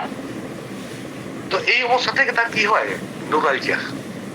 এই নোরালজিয়ার কথাটা আমি পেয়েছি, এটা আমি বেশ কয়েকবার বলেছি। নোরালজিয়ার কথাটা পেয়েছি নিউরোলজিয়া, যেটা আমরা বলি, এটাকে রবীন্দ্রনাথ বলেছেন, রবীন্দ্রনাথ ঠাকুর বলছেন নোরালজিয়া। আপনারা যদি রবীন্দ্রনাথের শেষের কবিতা উপন্যাসটা পড়ে থাকেন, তার মধ্যে দেখবেন যে বর্ষার ফলার মতো, নোরালজিয়ার ব্যথার মতো, অর্থাৎ নিউরোলজিয়ার বাংলা করেছেন নোরালজিয়া। এই নোরালজিয়া অবস্থায় চলে যায় এবং এই যে নিউরোলজিয়া, তার বিভিন্ন নিউরো সিমটম থাকে, নার্ভের অনেকগুলো সিমটম থাকে। এবং এই সিমটম গুলো কি হয়? তার প্রতি ব্যথা, ব্যাক পেইন থাকতে পারে, তার সাইটিকা থাকতে পারে, বা তার অন্য কোনো নিউরোলজিক্যাল পেইন থাকতে পারে। কিন্তু সেখানে সে একটা জিনিস সহ্য করতে পারে না, যে স্পর্শ। আপনি যদি সেটা জোরে চেপে ধরেন, তার রোগী পাগল হয়ে যাবে, উন্মাদ হয়ে যাবে, এরকম একটা অবস্থা। এই অবস্থাটা একটা পর্যায়ে কি হয়, যখন ক্রনিক অবস্থায় তার শারীরিক অবস্থাগুলো তার মানসিক স্তরে ছড়িয়ে পড়ে, স্পর্শ অসহ্য হয়। এই যে তার শারীরিক ভাবে তার স্পর্শটা অসহ্য হয়, এটা তার মেন্টাল অবস্থাটাও এরকম হয়, একদম টান টান। তারা সপ্তমে তার সুরটা বাঁধা থাকে, কোনো কিছু সহ্য হয় না, বিন্দুমাত্র শব্দ সহ্য হয় না, বিন্দুমাত্র প্রতিবাদ সহ্য হয় না, বিন্দুমাত্র অনিয়ম সহ্য হয় না, এবং তাকে কেউ ডিস্টার্ব করুক এটা তার সহ্য হয় না। নিউরোলজিয়া যখন তার নিউরোলজিক্যাল পেইন গুলো দেখা দেয়, তখন সে স্পর্শ সহ্য করতে পারে না। আপনি বলতে পারেন অনেকটা হিপার সালফুরিকামের মতো। হিপার সালফুরিকাম মানে স্পর্শ অসহিষ্ণুতা থাকে, জাস্ট ওইরকম চায়নার স্পর্শ অসহিষ্ণুতা থাকে। তো এরপরে হলো যে এই যে স্পর্শ অসহিষ্ণুতা, এইটা তাকে তার মানে শ্রবণেন্দ্রিয়, ঘ্রাণেন্দ্রিয়, তার হলো গিয়া মানে অন্যান্য ইন্দ্রিয় গুলাকে খুব সেন্সিটিভ করে তোলে। সে সূক্ষ্ম থেকে সূক্ষ্মতার জিনিসটা পর্যন্ত উপলব্ধি করতে পারে। খুব ছোট্ট শব্দটা যেমন উপলব্ধি করতে পারে, খুব দূরের শব্দটা সে শুনতে পারে। যে দূরে কোনো কিছু আছে, সেই ঘ্রাণটা সে ঘ্রাণ আস্বাদন করতে পারে। এবং তার মুখের স্বাদও অনেক সময় মানে তিক্ত বিরক্ত হয়ে যায়, মানে অরিজিনাল স্বাদের চেয়ে সে অতিরিক্ত স্বাদ, এত বেশি স্বাদ, যেমন লবণকে অতিরিক্ত লবণাক্ত মনে করে, বা এইরকম তীব্র স্বাদের যে বিষয়গুলো আছে সেগুলো তার কাছে অসহনীয় হয়ে পড়ে। এই অসহনীয় হয়ে পড়ার মধ্য থেকে তার মানসিকতায় একটা সুকোমল বৃত্তি ডেভেলপ করে, একটা আর্টিস্টিক বৃত্তি ডেভেলপ করে, তার কল্পনা শক্তি প্রখর হয়ে যায়। আপনি দেখবেন ম্যাক্সিমাম কবি যারা কবিতা লেখেন তাদের মধ্যে ম্যাক্সিমাম হলো গিয়া চায়নার অন্তর্ভুক্ত। শিল্পী শিল্পী বিশেষ করে যারা ছবি আঁকেন চায়নার অন্তর্ভুক্ত। আবার ওই যে যারা যন্ত্রসঙ্গীত মানে প্লে করেন তারাও চায়না হতে পারেন, তা চায়নার চেয়ে অনেক বেশি এশিয়া হয়ে থাকে। আব্দুল রহিম সাহেবের আমাদের আব্দুল রাহিম সাহেব ভালো কিবোর্ড বাজান, ইংলিশিয়ান একটা থিম ওনার মধ্যে আছে কোনো না কোনো স্কোয়ারে। ওনার সাথে ব্যক্তিগতভাবে কথা বলবো, ওটা বের করতে হবে, জানতে হবে আমার এটা মানে রিসার্চ এটা কাজে লাগবে। যাই হোক, এই হলো অবস্থা। তো আমি সাইটোপেনিয়ার কথা বললাম, অর্থাৎ কোন একিউট রোগের পরে তার সুচিকিৎসা বা অপচিকিৎসার পরে রক্তের কোনো উপাদানে যদি ঘাটতি দেখা দেয়, কারণ সব রক্তের সমস্ত উপাদানগুলো লিকুইড ফর্মে থাকে, তার মধ্যে হয়তো বা কণিকাগুলো থাকে, কোনো উপাদানে যদি ঘাটতি বা বিকৃতি দেখা দেয় সেক্ষেত্রে চায়না ওষুধ হতে পারে। এটা বলো বুঝে শুনে কথা বলো যে ওই যে তার সেন্সিটিভিটির জন্য, তার সুপার সেন্সিটিভিটির জন্য আর মন বুঝে যদি আপনি কথা না বলেন, সে মনের দুয়ারে লক করে দিবে, একটা কথাও বলবে না, উঠে চলে যাবে। আর যদি তার মন বুঝে কথা বলতে পারেন, সে উদাত্ত ভাবে সবকিছু আপনার সঙ্গে শেয়ার করবে। সো চায়নাকে বুঝতে হলে, চায়না রোগী যদি আপনি অনুমান করতে পারেন, তাহলে আপনাকে সাবধানতা অবলম্বন করতে হবে তার সঙ্গে কথা বলতে, তার কাছ থেকে তথ্য বের করতে। এখন একটা বিষয় যে আরেকটা হলো ফ্যান্টাসিজম কাজ করে। এই যে তার অতিরিক্ত সংবেদনশীলতা, এই মানসিক অবস্থা তাকে একটা ফ্যান্টাসিজমের মধ্যে নিয়ে যায়। সারি বলে বলছিল এটা করে কি তার রক্ত স্বল্পতার রোগী, বিশেষ করে যে যাদের হিমোগ্লোবিনের ঘাটতি আছে, চায়না রোগী এবং ক্রনিক রোগী, তাদের রাতের বেলা ঘুম হয় না। তারা রাতটা যত গভীর হয় তত তাদের ফ্যান্টাসিজম অর্থাৎ কল্পনার জগৎটা প্রসারিত হতে থাকে। তারা পজিটিভ চিন্তা ভাবনা করেন, দিন অনেকগুলো প্রকল্প তৈরি করে, দিনের পর রাতে সাঁতার শুয়ে যে এরকম একটা কোম্পানি করবে, এরকম একটা ফ্যাক্টরি করবে, এতজন লোক নই দেবে, এত টাকা ইনভেস্ট করবে, এই চিন্তা তার মধ্যে চলতে থাকে। ইভেন কোন পদে কাকে বসাবে, দারোয়ান থাকবে কে, অমুক থাকবে কে, সমুক থাকবে কে, ম্যানেজার থাকবে কে, ডিরেক্টর থাকবে কে, সব কিছু প্রস্তুতি দিয়ে ফেলাবে। করতে করতে করতে করতে রাত শেষ, হয়তো একটু ঘুমালেও পারেন, না ঘুমালেও পারেন। সকালবেলা চিন্তা করেন না, আমি এত বোকা যে ফালতু একটা জিনিস নিয়ে রাতটা নষ্ট করে দিলাম। আবার পরের দিনটা আবার ওইরকম ফ্যান্টাসি জগৎ, কল্পনার জগতে ভাসতে থাকে। This is China. এখন বলতে পারেন চায়না হলো গুড মানে মানে প্রজেক্ট মেকার, প্রজেক্ট তৈরি করে। আসলে কি আমাদের লিভার রিলেটেড যে ওষুধগুলা, সেই ওই ওষুধগুলোর মধ্যে এই ধরনের কম বেশি থাকে। লিভার হলো মানব দেহের প্ল্যানার, পরিকল্পনাকারী। চায়না লিভারের উপরে এবং আমাদের গলব্লাডারের উপরে যথেষ্ট প্রভাব আছে, স্টোমাকের উপর প্রভাব আছে। এই ওষুধগুলা গলব্লাডার, লিভার, প্যানক্রিয়াস, স্টোমাক এই রিলেটেড এইসব ক্ষেত্রে যে ওষুধগুলা মানে প্রভাব বিস্তার করতে সক্ষম, তার মধ্যে এরকম পরিকল্পনা থাকে। তার মধ্যে পরিকল্পনাকারী, যেমন নেট্রাল সালফেট আমরা পাই, নেট্রাল সালফেট রোগী কোনো কিছু করার আগে দৃষ্টার পর দৃষ্টা কাগজে লিখলে সুন্দর পরিকল্পনা তৈরি করে তারপর কাজ শুরু করে। ঠিক এরকম প্রজেক্ট মেকার, তারপর হলো গিয়া মানে পরিকল্পনার মানে প্রস্তুতকারী, এই সমস্ত গুণগুলা তাদের মধ্যে থাকে। যাই হোক, আর বেশি কিছু বললাম না। স্যার অত্যন্ত চমৎকার ভাবে বলেছেন, আমি ওর মধ্যে থেকে টেনে টেনে দু একটা জিনিস বিশ্লেষণ করার চেষ্টা করলাম। ধন্যবাদ স্যার, ভালো থাকবেন। আসসালামু আলাইকুম স্যার, আপনি কেমন আছেন? এই আছি মোটামুটি আলহামদুলিল্লাহ। আপনি ভালো থাকলে খুব ভালো লাগে স্যার। আপনি ভালো থাকবেন, নিজের যত্ন নেবেন। জি, যথার্থ বলেছেন স্যার, আপনি যথার্থ বলেছেন। ধন্যবাদ। অসংখ্য ধন্যবাদ স্যারকে এত গুরুত্বপূর্ণ সংযোজন করার জন্য আমাদের। আজকে আমাদের সাথে আরো যুক্ত রয়েছেন ডাক্তার আব্দুল কাদের স্যার, গুরুজি ডাক্তার আব্দুল কাদের স্যার। স্যারকে অভিনন্দন ও শুভেচ্ছা। স্যার যদি আমাদের সাথে একটু সংযোজন করতেন।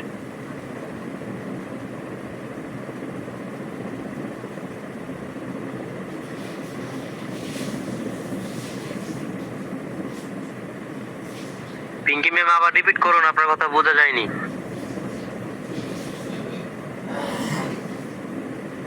সরি স্যার, আমি আবার বলছি। আমাদের সাথে আরো যুক্ত রয়েছেন ডাক্তার আব্দুল কাদের স্যার। স্যারকে অনেক অনেক শ্রদ্ধা ও অভিনন্দন। স্যার আমাদের সাথে একটু যদি সংযোজন করতেন। ভাই পড়ান স্যার কি আছে?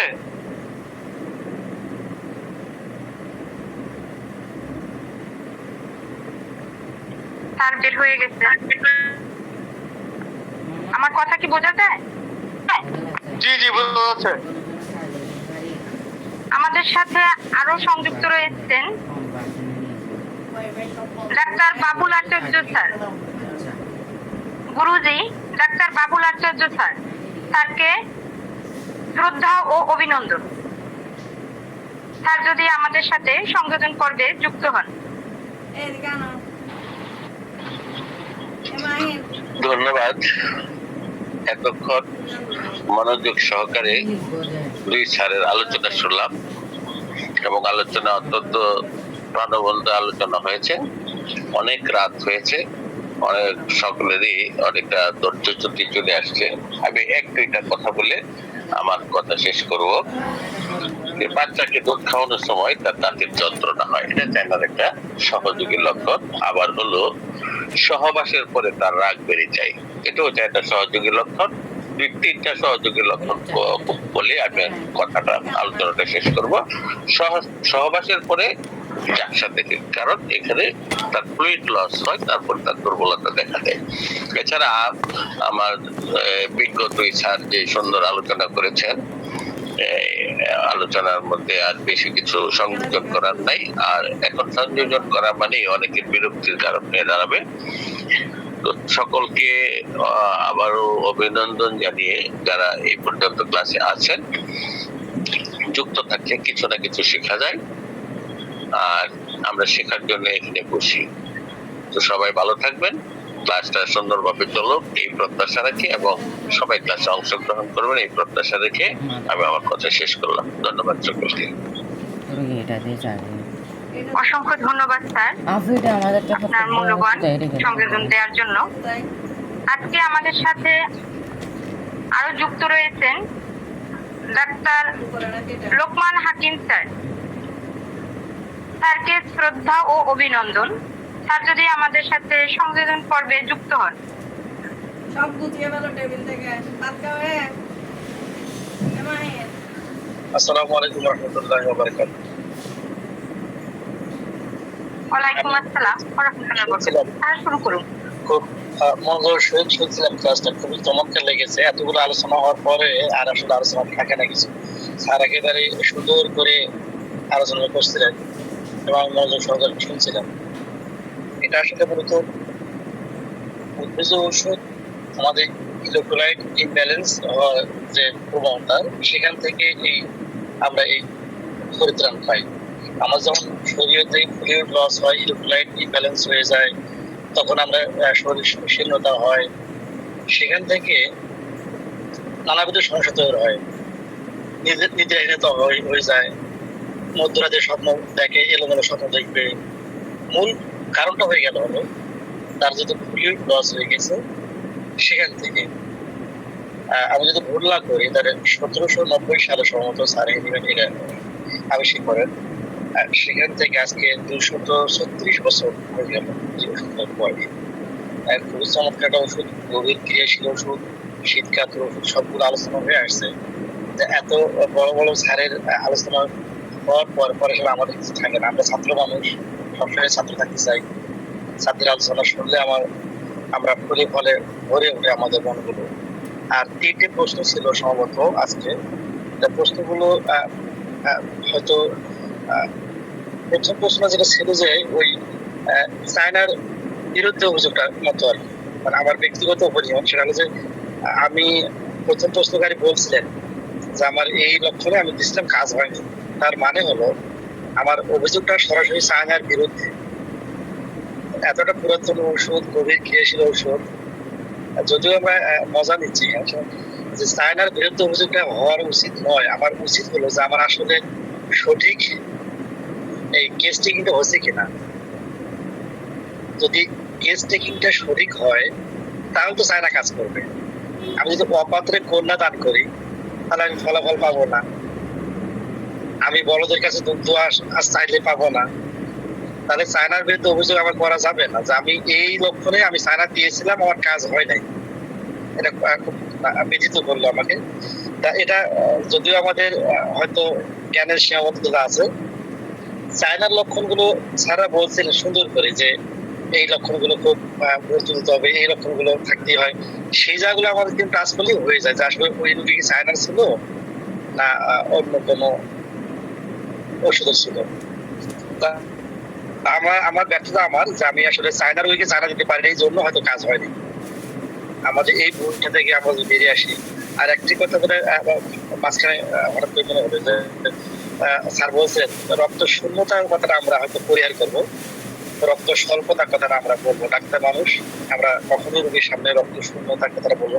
রক্ত শূন্য হলে মানুষ বাঁচবে না, প্যাথোলজি কন্ডিশন একটা। রক্ত স্বল্পতা বা রক্ত অল্পতা, এই কথাটা আমরা কিন্তু মনে রাখবো। তো ধন্যবাদ সবাইকে এই ক্ষুদ্র মানুষের কথাগুলো শোনার জন্য। ভালো থাকবেন, সুস্থ থাকবেন, বিশুদ্ধ হোমিও চর্চার সঙ্গে থাকবেন। আসসালামু আলাইকুম। অসংখ্য ধন্যবাদ স্যারকে তার মূল্যবান সংযোজন পর্বের সাথে আমাদের সাথে যুক্ত হওয়ার জন্য। যেহেতু অনেক রাত্র হয়ে গেছে তাই ক্লাসটি সামনে নিতেছি না। সকলের সুস্থতা কামনা করে আজকের ক্লাসটি এখানে শেষ করছি। পরবর্তী ক্লাসে আপনাদের সকলকে উপস্থিতি থাকার অনুরোধ রইল। শুভরাত্রি। আসসালামু আলাইকুম।